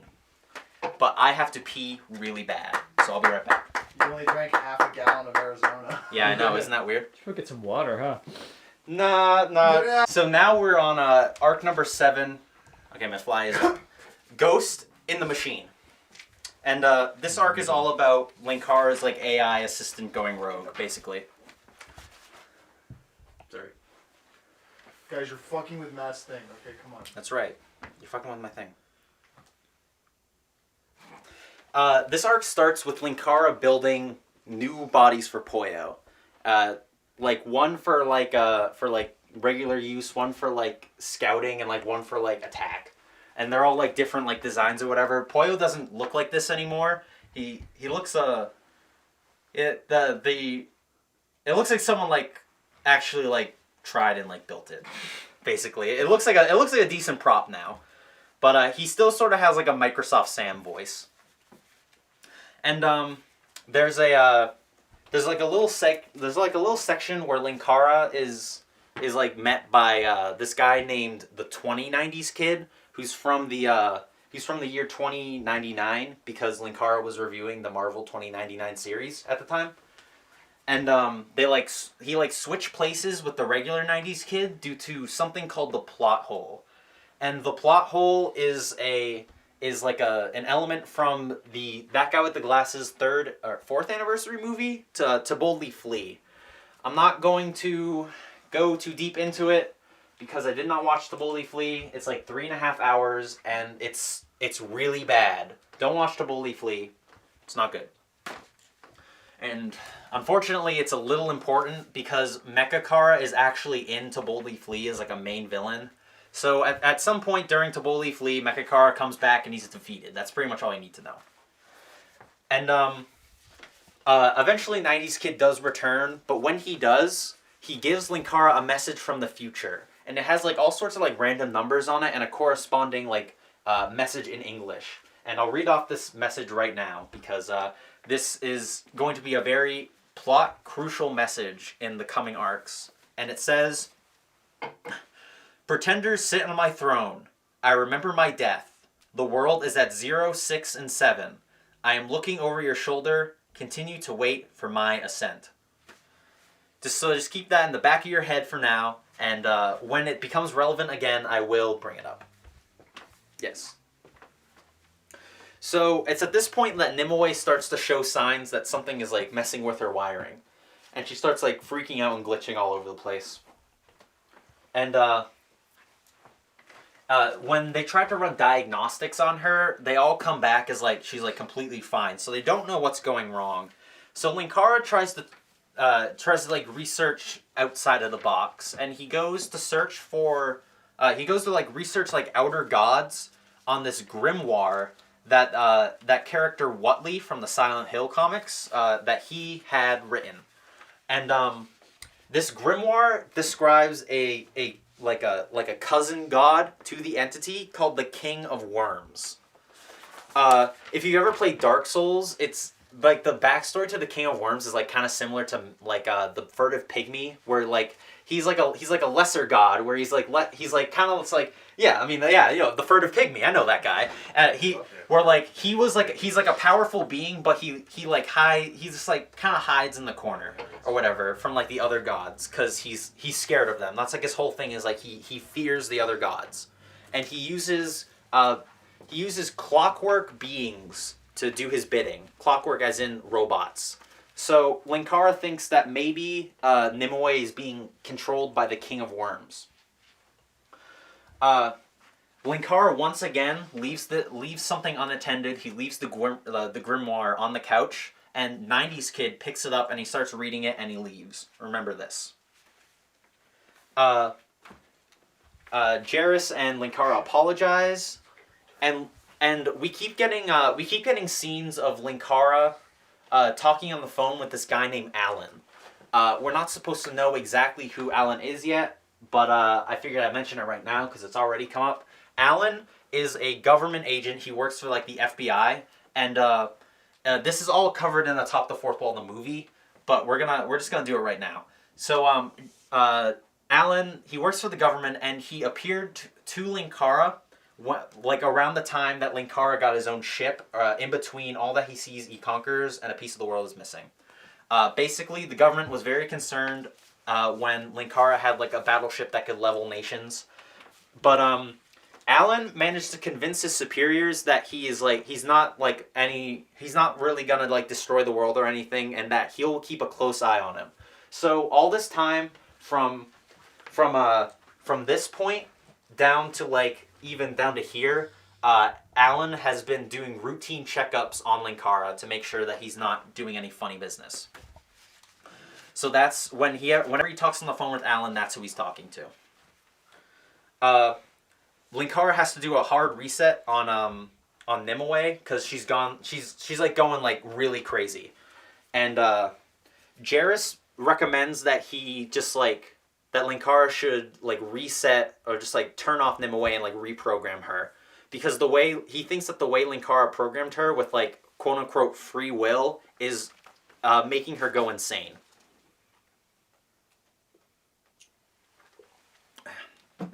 Okay. It's at this point that Nimue like turns on again and takes control of the ship. Like she's gone full rogue now, and in the middle, like Linkara is getting ready to shut her down. We cut back to Jairus, who gets a distress beacon from Linkara for like help. He asks for help, and Jairus is in the middle of playing "Peace of Mind" by Boston while doing this, like on his like electric guitar. Dude. Yeah, it's pretty fucking sick. Cool. And he gets the distress beacon and he goes to answer it, and he's heading to Comicron 1. And when Nimue gets shut down and all of Comicron 1 gets shut down with her, all of a sudden she turns back on with like this reddish hue, and all of a sudden a new voice appears out of Nimue. And it's not the King of Worms, Nate.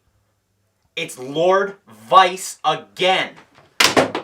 Lord Vyce has returned, and he with his pure data form, he was able, through the Poyo robot, was able to transmit himself slowly over time to Nimue's AI, and slowly over time, ever since he was defeated in his blue soul, he's been taking over Nimue. It's only just started to show, because he was almost finished taking her over, but now he's completely taken her over, and Linkara has to go and put her back in command, because he realizes that there's nothing technically wrong with Nimue. It's just that some sort of outside force has been trying to push its way in. It's at this point that Jairus reaches Comicron 1, and they both stage a distraction, so they're able to hide in a section of the ship where Lord Vyce can't reach them, even in like his like data form. So they start like working on a plan to revive Nimue, and then Linkara's like, before we do that, I must review a comic book. And he reviews a comic book, and Jairus is like, the fuck is wrong with you? What are you doing? And by the time the review is finished, Linkara is done with his corrections to Nimue that will which will make her able to defeat Lord Vyce. To defeat Lord Vyce. And what he does is he sends a newly patched version of Nimue into like the data stream to fight Lord Vyce. And there's like this like animated segment where a visual representation of Lord Vyce and Nimue kind of like parlay almost. And like Lord Vyce tries to fight her, but she's too strong and she beats him. And Lord Vyce is wiped from existence on Comicron 1. He is defeated once and for all. So a little bit later, it turns out that a shade that was on board Comicron 1 has taken life and escaped. So Linkara believes that Lord Vyce transmitted his consciousness onto the shade and is now at large again. Linkara is pissed. Since this is like the 5th time that Lord Vyce has managed to escape. So Linkara pretty much like harbors a death wish against this guy at this point, and this like arc ends with like him like suiting up to go and search for Lord Vyce and defeat him. He's like, I'm tired of people coming to my apartment and trying to defeat me. This time I'm going to go to the target and defeat him. And that's how the arc ends. But as always, there's like a little stinger hinting at the next arc. And this one, Harvey Finevoice is returning home from a tour. And when he does, he's shocked unconscious by some sort of creature.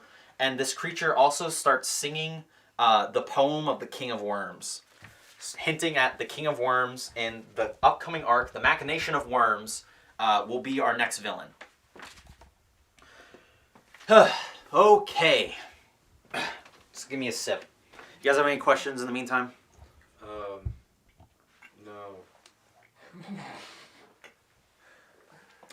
Good. Because it's about to get a lot more heady. Wait, are we done with 7? Yes, we're on arc number 8 now, the Machination of Worms. Let's just keep going. Yeah. 3 more, guys. Yeah. 3 Let's more. just keep We're- going. Stay vigilant. Yep. So, the Machination of Worms arc begins with a seemingly gag scene of Link Sano giving life to like some sort of foam crocodile, and it starts like talking or whatever, and then it's not really mentioned for a bit, but it will be important later. Linkara mentions that they've been scanning the Earth, searching for Vyce ever since the arc ended, and they still haven't found any sign of him. And there's like a thing where we see like a scene of like a cybermat, which is like this little it's like this little like robot thing that Dr. Linksano created like way back in like his Blue Soul. They're like little drone creatures that just go around and like fix up the ship. But right now they're causing trouble, and no one knows why. There's Linksano crafts like a new communicator for Linkara and all sorts of gadgets. And okay, hang on. So now we get back to the ninja-style dancer, who's been gone for a little while, but now he's important again. Similar to what happened with the entity, ninja-style dancer catches a cybermat, shocking Dr. Linksano unconscious, similar in the way of what happened to Harvey Finevoice. After he sees this, the ninja-style dancer, he disappears with like his smoke screen. So at this point, Poyo and Linkara, they think they have a lead on Lord Vyce and where he's been hiding. So they go and search this location, but they don't find him there. What they do find is some like research on the King of Worms. So now this whole King of Worms stuff, it's finally coming into full force, and he's on Linkara's radar. We get a little more lore about the King of Worms. Poyo gives it to Alan, who finally appears on screen after all this time. And when this happens, he gets like shocked unconscious by the Cybermat. So these Cybermats are just going insane, and no one's stopping them. And Ninja Style Dancer also gets attacked by the Cybermats. And this is when like Linkara asks Dr. Linksano he requests that Dr. Linksano do a full systems diagnostic on these Cybermats. And when Linksano comes back with the diagnostics, he says that there's nothing wrong with them, they're fine. And Linkara is seemingly satisfied with it, although a little suspicious. But we know for a fact at this point that Dr. Linksano is under the control of the King of Worms. And obviously he was lying about the Cybermats. So one by one, all of Linkara's like allies and whatever, they keep getting shocked by these Cybermats. And including Jarrus and Sierra. Sierra is Jarrus's computer AI. And Poyo manages to warn Linkara about what's happening. And they come up with a plan to stop the King of Worms, because now they know for a fact that this is what's the King of Worms is what's like causing all this trouble. So their plan is such: they're going to create a portal into the King of Worms' lair, the Court of Worms. They're going to create a portal so Linkara and all of his friends, they can all walk in and defeat the King of Worms. This plan is given to us by Dr. Linksano. He says this will be a perfectly great plan, and it's totally not a trap.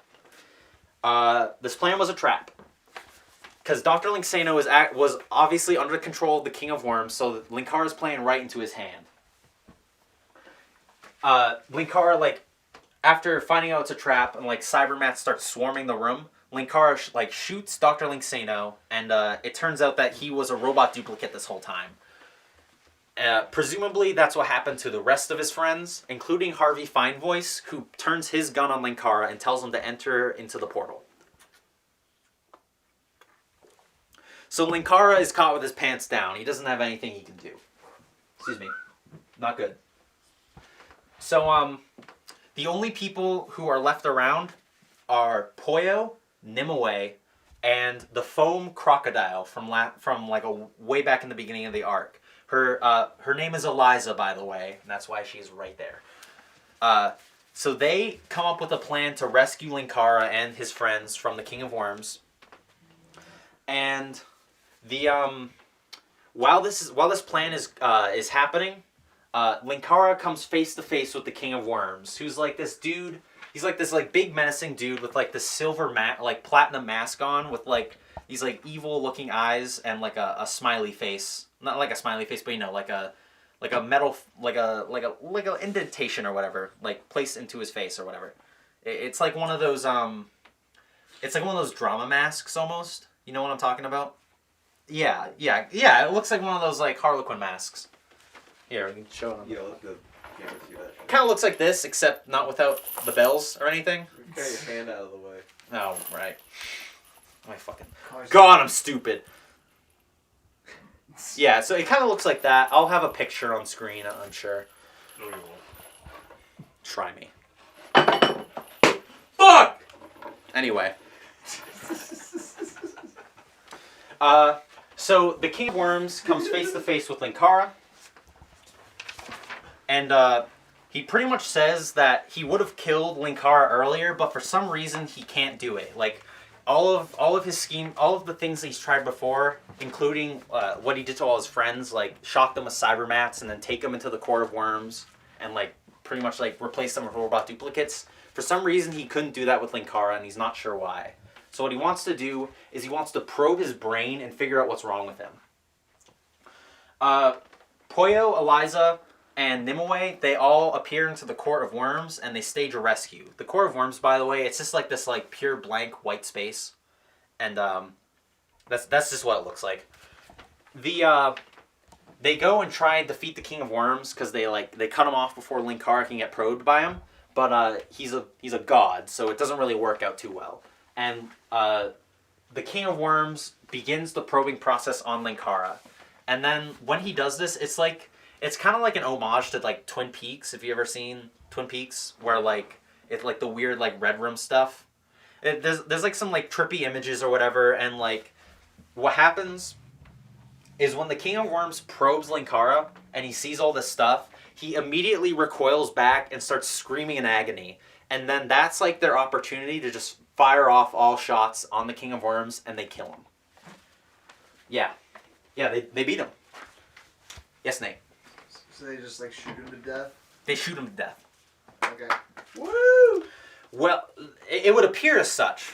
Except when Dr. Linksano performs an autopsy on the King of Worms, to like see how he died or whatever, and he's greatly disturbed. Because what he finds out is that the King of Worms wasn't affected in the slightest by Linkara and his friends' like attacks. It turns out that he died of a heart attack. He was scared to death. So we're not really sure how he died by this, but it will be explained.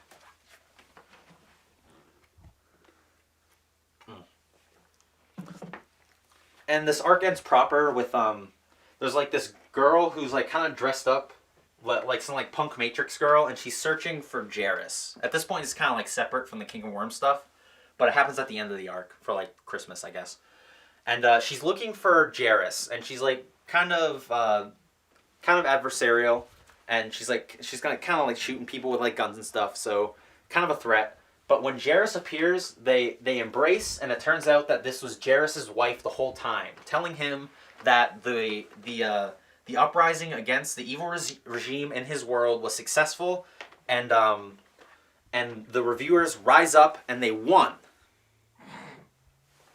Cool. So pretty much, Jairus finds a way to get home with his wife, and they live happily ever after. I think Jairus returns like one more time, but for the most part, he's out of the story. Whew! And that's the end of the Machination of Worms. 2 more arcs, guys. And you guys are kind of going to get a freebie, because Atop the Fourth Wall, the movie, I already explained to you what happened with Alan and like his backstory, but the rest of the movie is honestly just him, like Linkara and like his reviewer friends, just like they kind of like talk back and forth, and they pretty much have like character development conversations. It's really boring. It's a really boring movie, and not a lot of story stuff happens in it. But what does happen is Mechakara returns in this movie, and he pretty much like he still wants to kill Linkara, and pretty much all you need to know is that he defeats him. Like they have like this big fight on like one of Jupiter's moons, which looks like a warehouse, and they like Linkara and all of his reviewer friends to defeat Mechakara once and for all. They like hold on to each other's shoulders in like kind of like a V formation with Linkara in the front, and he shoots the magic gun at Mechakara and he blows him up, and that's how he defeats Mechakara, quote unquote, once and for all. Because there's a little tease where Mechakara slightly moves a bit, so it's hinted that he'll be back. However, in this lecture, we will never see Mechakara again. So I guess he's waiting to pull that one on us. But yeah, I mean that's the movie. I wouldn't really bother watching it. Whoa. Yeah, sorry Linkara, I did not care for the movie. I also really didn't have a lot of notes for it. Only 2 pages, not a lot. So, Number 10, The Sleepwalker. Home stretch! It is also the longest arc so far. Fuck! Counting in at 3 hours. I know. That's an epic, bro. It was quite epic. So, the storyline begins with Linkara, like, catching this, like, girl who kind of, like, dresses like Dante from Devil May Cry. With, like, she's got, like, a red, like jacket or whatever, trying to steal his magic coin. And, he's just like, what are you fucking doing? Get out of here. And she leaves. But, she'll be important later. There's this Halloween thing where, Linkara has reviewed like every single Silent Hill comic at this point. So now he reviews Nightmare on Elm Street comics. So Freddy Krueger appears, and basically Linkara has to fight him in his dreams, and he wins. There's like a sequence where it's revealed that the reason he's like fighting Freddy Krueger or whatever. Are you raising your hand or are you just scratching? Oh, I'm scratching. Sorry. Okay, just checking. It's revealed that like the reason Linkara is fighting with Freddy Krueger is because the magic coin is like messing with his head, and the reason why this hasn't happened yet, because what happens with the magic coin is that if there's too much magic built up inside of it, it starts to give hallucinations to people who, have are in close proximity to it, and that's mostly just Linkara. And since it's been used several times over the past couple of years, the magic's always been drained from it. But it's been a while since Dr. Insano back in Gun and Sorcery used the coin. It hasn't been used since. So it's been I think 4 years have passed since this arc in real time. So the magic coin is due to be used again. And there's a backstory for the magic coin about how it was an old weapon. It was the remains of an old weapon to fight a god or something. But it's not really that important.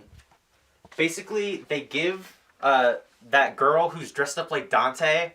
They give the magic coin to her because she's the one who explains this backstory to them, Linkara's friends, and in the hopes that this will turn Linkara back to normal, and it does actually.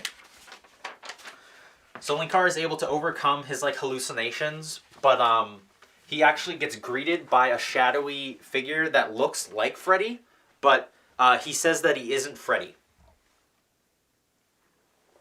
What he does tell Linkara is that it's his move. Okay. Whoa. That's Freddy. Yeah, that was Freddy's coming.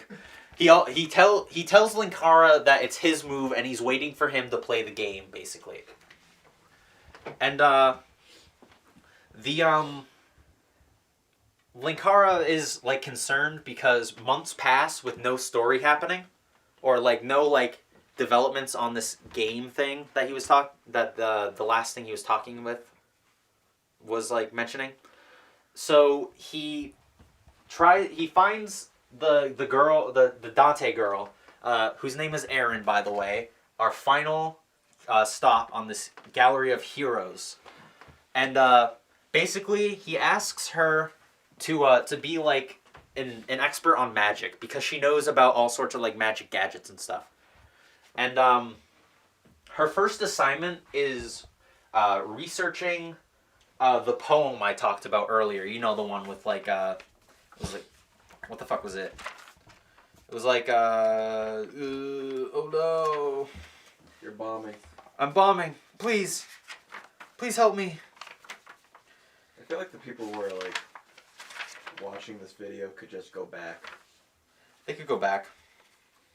Well, this isn't. You can't go back and You just do an edit actual it. class. Just edit it in. Edit it back in, yeah. Yeah, just do CGI.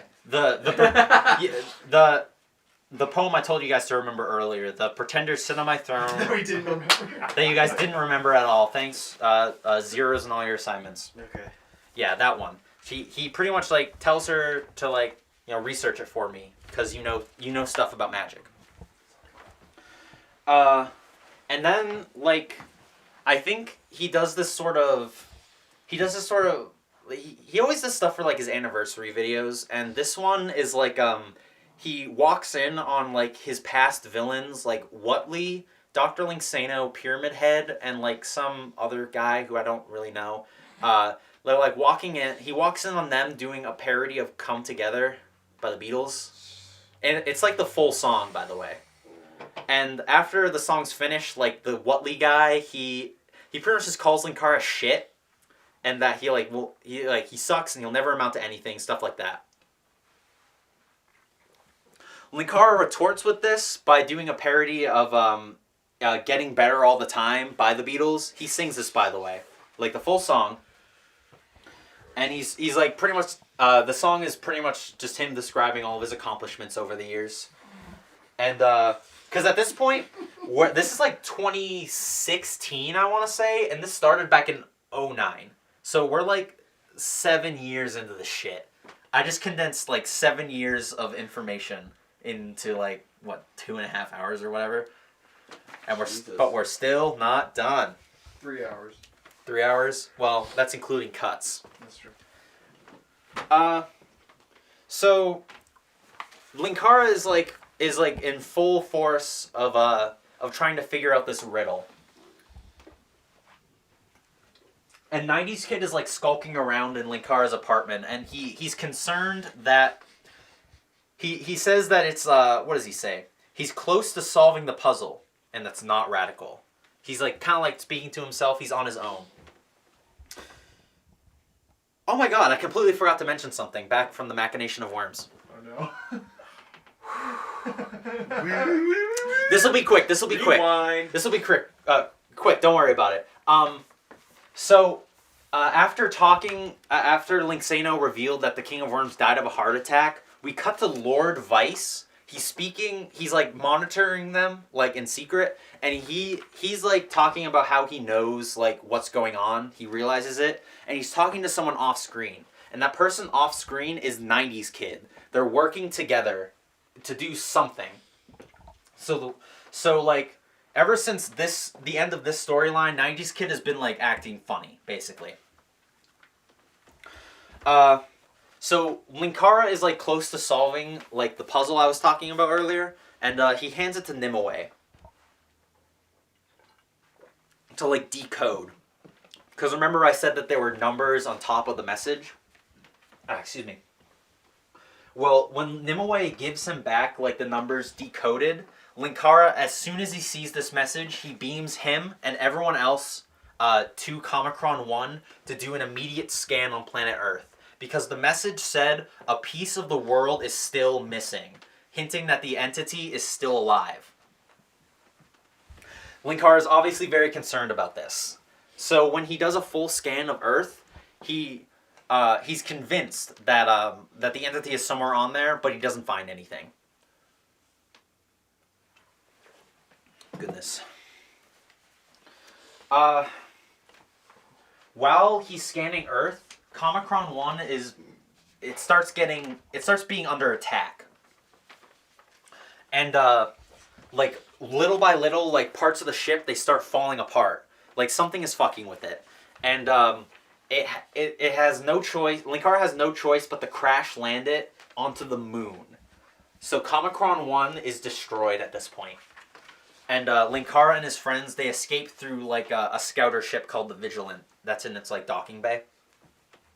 So Linkara is obviously upset that he has to leave behind Comicron 1. Yes, Brian? So with all this madness going on, he's still reviewing comic books. Yes. Wow. That's pretty impressive.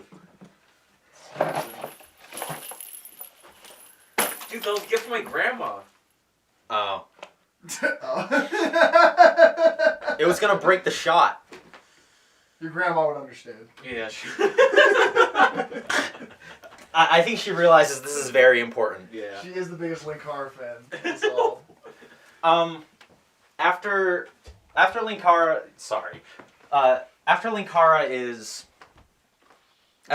returns from Comicron 1 crashing, he comes across 90s Kid, who actually wasn't beamed up with Comicron 1 because they couldn't locate him. And Linkara starts grilling him, wondering where the hell he's been, because he's been like disappearing constantly, and we know that he's working with Lord Vyce. But basically, he gets like defensive, and they kind of get into like a fight, and 90s Kid storms off. But Linkara, he puts a tracker on 90s Kid to figure out where he's been going. And then there's like a Halloween special thing that's not really too important.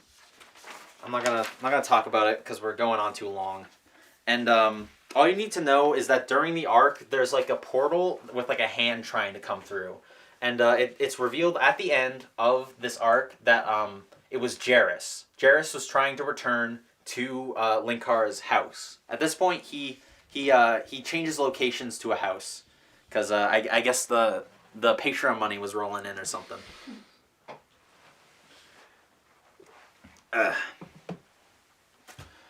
Yeah, so Jarrus comes to visit, and what this visit amounts to is he hands back the mobile, the transmitter, the one that created Holokara, back to him, because remember, Jarrus took it way back in the Gun and Sorcery arc.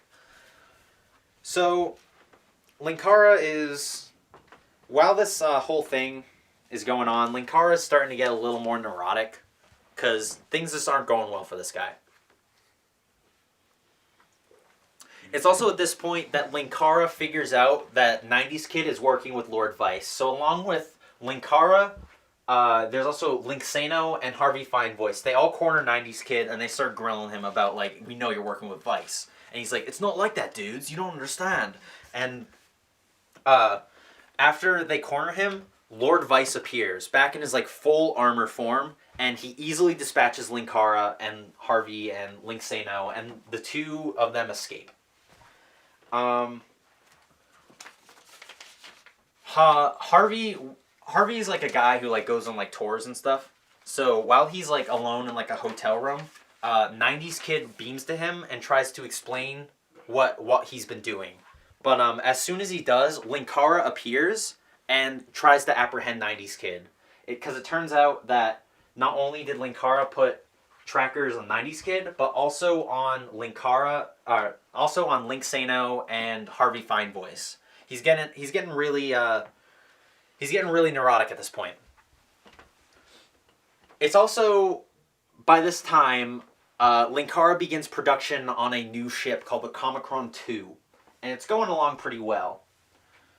He's trying to get supplies from Alan, like government support, to build this ship, but they just like it's not going well, and he's obviously disappointed by this. Then there's like a fever pitch to this whole neuroticism. As Linkara walks into like this impromptu intervention between pretty much all the characters, and they all they all tell him that like he's been acting really crazy and he needs to calm down. Linkara is convinced that the entity is somewhere at this point. Like, he thinks it's still alive, just like Lord Vyce.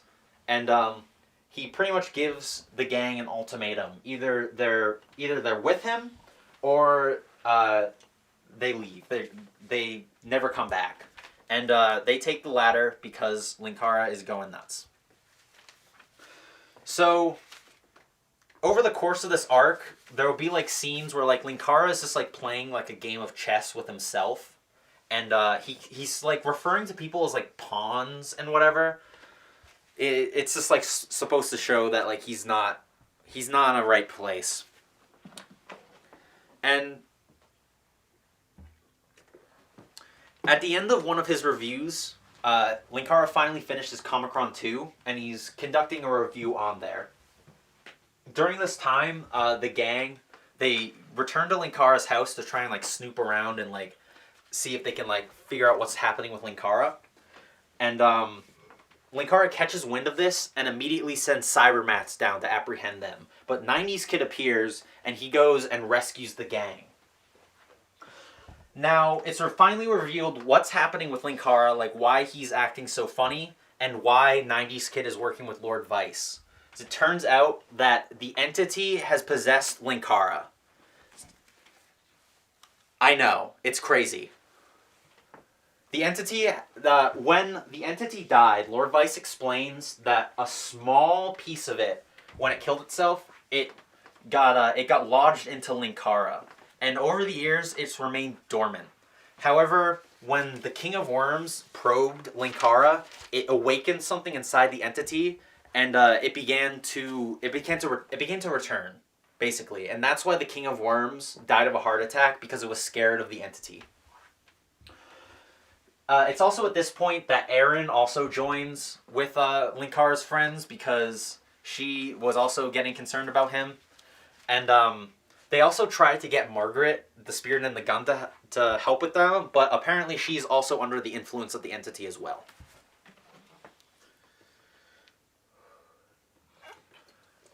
Whew. We're almost done, boys. Lots to take in. Yeah. That's right. So, Lord Vyce comes up with a plan. At this point, Lord Vyce is like kind of a good guy because he just wants to defeat the entity. So he's working with the rest of the gang, and he comes up with a plan to fix Comicron 1. So they return onto the ship, and Lord Vyce has like this like heartfelt speech about how the ship is like the only thing that was ever constant in his quests, and he cares a lot about it. So what he does is he activates some locked away protocols that Linkara could never figure out how to access. And one of these protocols is like a self reconstruction process. And Comicron 1 is able to lift off of the moon. When this happens, Linkara obviously sees this, and he gets very upset at the fact that Comicron 1 is back. But it's also like a plan to get Linkara to see something like familiar to him and help break control from the entity. And this actually works. And Linkara finishes up his game of chess. He just like he puts the other guy in checkmate, which is revealed to be the entity. He's been playing a game of chess with the entity this whole arc. And when he wins, he gets expelled out of the entity or vice versa. And he's warped away onto Comicron 1. Kind of sad that he was under control from the entity. So then they come up with the final plan to defeat the entity once and for all. Lord Vyce comes up with a plan by using the satellites that Linkara had hacked into when he was under control of the entity to create a wormhole into a pocket dimension. I actually think it was Linksano that comes up with the plan, but I mean it doesn't really matter. They're going to use satellites from Earth to create a wormhole that'll create like a hole into a pocket dimension, and they're going to send the entity and Comicron 2 into that pocket dimension. And since there'll be nothing to absorb in that dimension, the entity will suffer from entropy and die just like it did last time. Goodness. So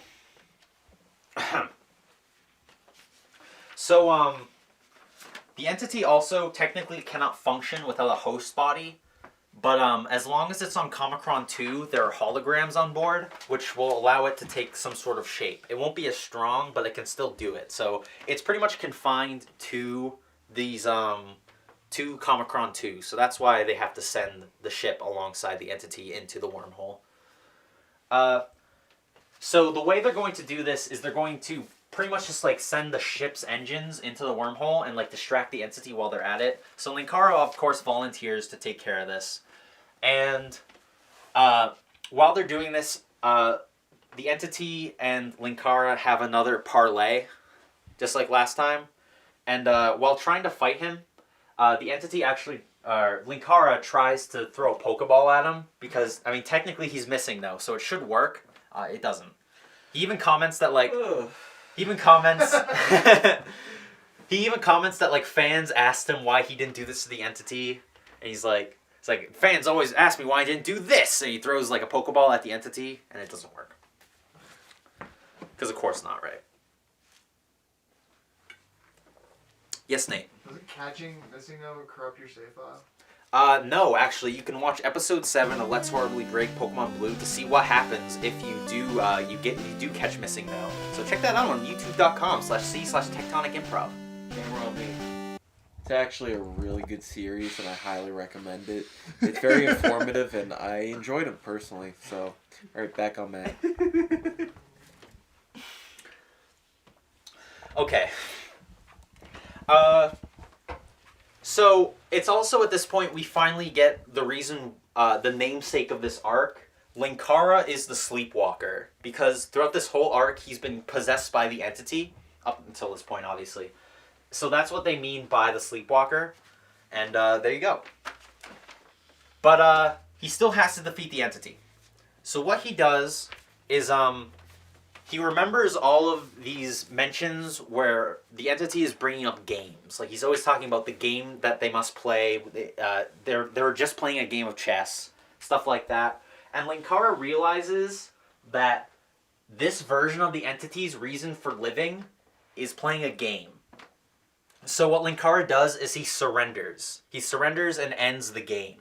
And when he does this, the entity, like before, when it realizes that it doesn't have a purpose if it consumes everything, it starts to go crazy. Because this version of the entity's purpose is playing games. And without this, they have like a kind of heartfelt moment where like the entity doesn't want to be insignificant or anything. And eventually it dissipates into nothingness, and the entity is defeated once and for all. I mean, as far as I know, it might come back later. But I'm pretty sure it's gone. When Lord Vyce sees this, he still doesn't believe it's dead. And there can probably be some sort of like dissection on the character where like his only reason for living is defeating the entity, and that's why he's in denial of it dying, because like what else is Vyce gonna do otherwise? But that's still a problem, because Vyce is going to like absorb all of Earth into that wormhole to try and like catch the entity, because he's convinced that it's on Earth now. So to do this, Linkara uses the they're going to try and trick Lord Vyce. And how they do this is Linkara uses the mobile transmitter, the one that created Holokara, to create a like version of the entity. To goad Lord Vyce into going on Comicron 2. And what Vyce is going to do is he warps onto Comicron 2, and he like fucks with the engines so that they have no choice but to dive into the wormhole straight on. Once he does this, it's revealed that the entity was never dead, or was already dead, and that the entity that he was just talking to was an illusion. It was a hologram. But by the time he realizes this, he had already damaged the engines for no chance of course correction. So he's heading straight into the wormhole. He tries to like demand Linkara to beam him onto the ship or whatever, but obviously he doesn't do that. And Comicron 2 and Lord Vyce are sent into the wormhole, and it closes behind them. And that is the end of Lord Vyce, once and for all, presumably. And with that, that's pretty much how the story arc ends. Very nice. I have to piss so bad. Very nice. So after all of this hullabaloo ends, they're all of like the side characters are like celebrating in like another room, but Linkara's kind of like sitting alone because he feels bad about the way he treated his friends over this arc, because he realizes that he was partly under control. It was kind of like a switch thing, and he did a lot of shitty stuff in this arc, kind of like in the Gun and Sorcery one. But the 90s kid consoles him and tells him like, hey, it's all right, man. You know, you just gotta live in the moment. You gotta be you just gotta treat your friends right and all that stuff.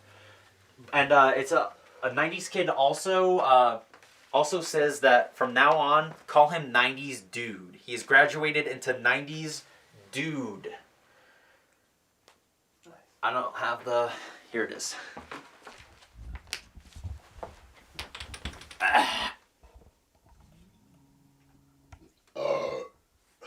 So congratulations to 90s Dude. And they go... And Linkara and him go to meet up with the rest of his friends for the festivities, and we're left with a shot of Linkara's chair. There's an invitation to something called the Contest of Champions, and currently that arc is ongoing, so I decided we weren't going to cover it, and this point is a good enough way to end because it resolves the entity and Lord Vyce. And with that, that's Atop the Fourth Wall.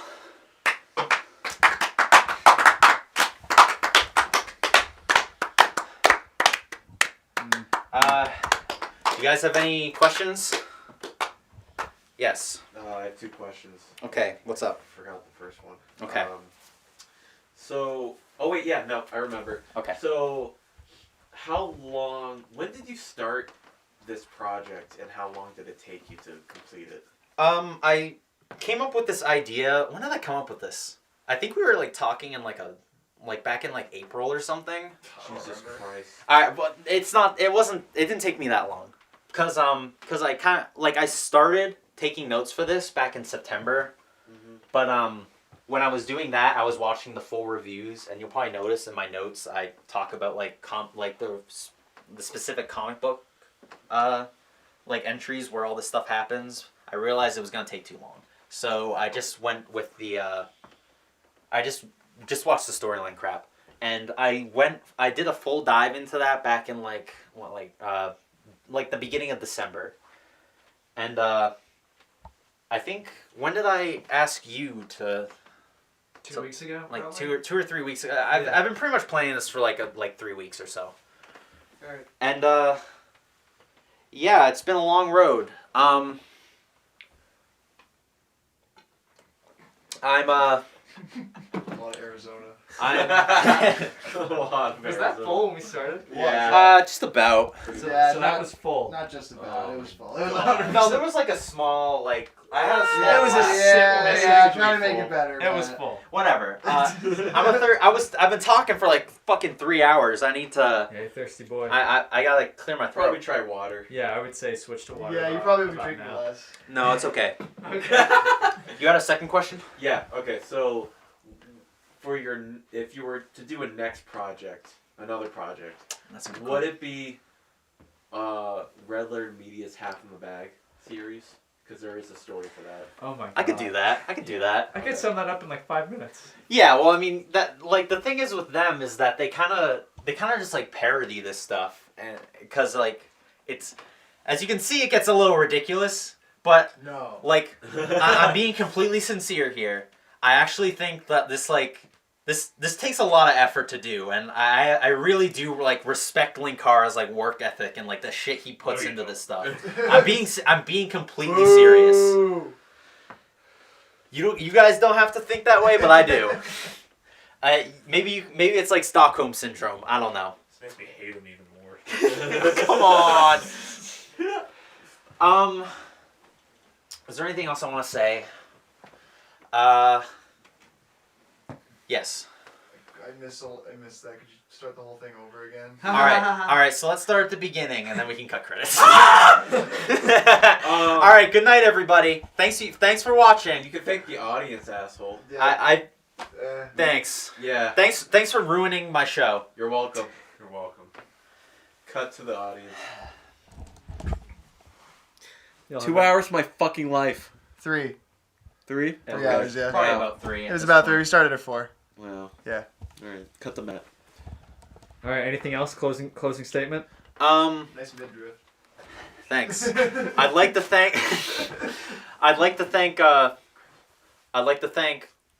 For real though, I'd like to thank you guys for agreeing to do this. I'd like to thank you for letting me record here. Yeah, no problem. I'd like to thank you for bringing all your camera shit. Really means a lot. And I'd like to thank Linkara for making Atop the Fourth Wall. What about us? Are we gonna thank us? I said thank you. You thanked him specifically, and you thanked him. I thanked you guys for coming. That's not. You thanked him twice. You thanked him twice. Well, he's the one who he not only came. Anyway. Whatever. But Nate sucks. all right. What? You done? Alright. Cut. And We have a visitor. oh hey, what's up? I'm sorry, I didn't realize you were giving your presentation. No, it's all right. Hey, How you doing? How's Christmas shopping? I gotta go. You really have to go. It's all right. No, it's okay. Go ahead. Go ahead. Hello. Nothing, I just came up to say hi, that's all. Hi. Sorry. No, don't worry about it. We can cut around this. That you had a, I'll send you the video when it's done. Oh, No, boy. it's okay, man. That's I don't really want to see. That was recording the whole time. Oh.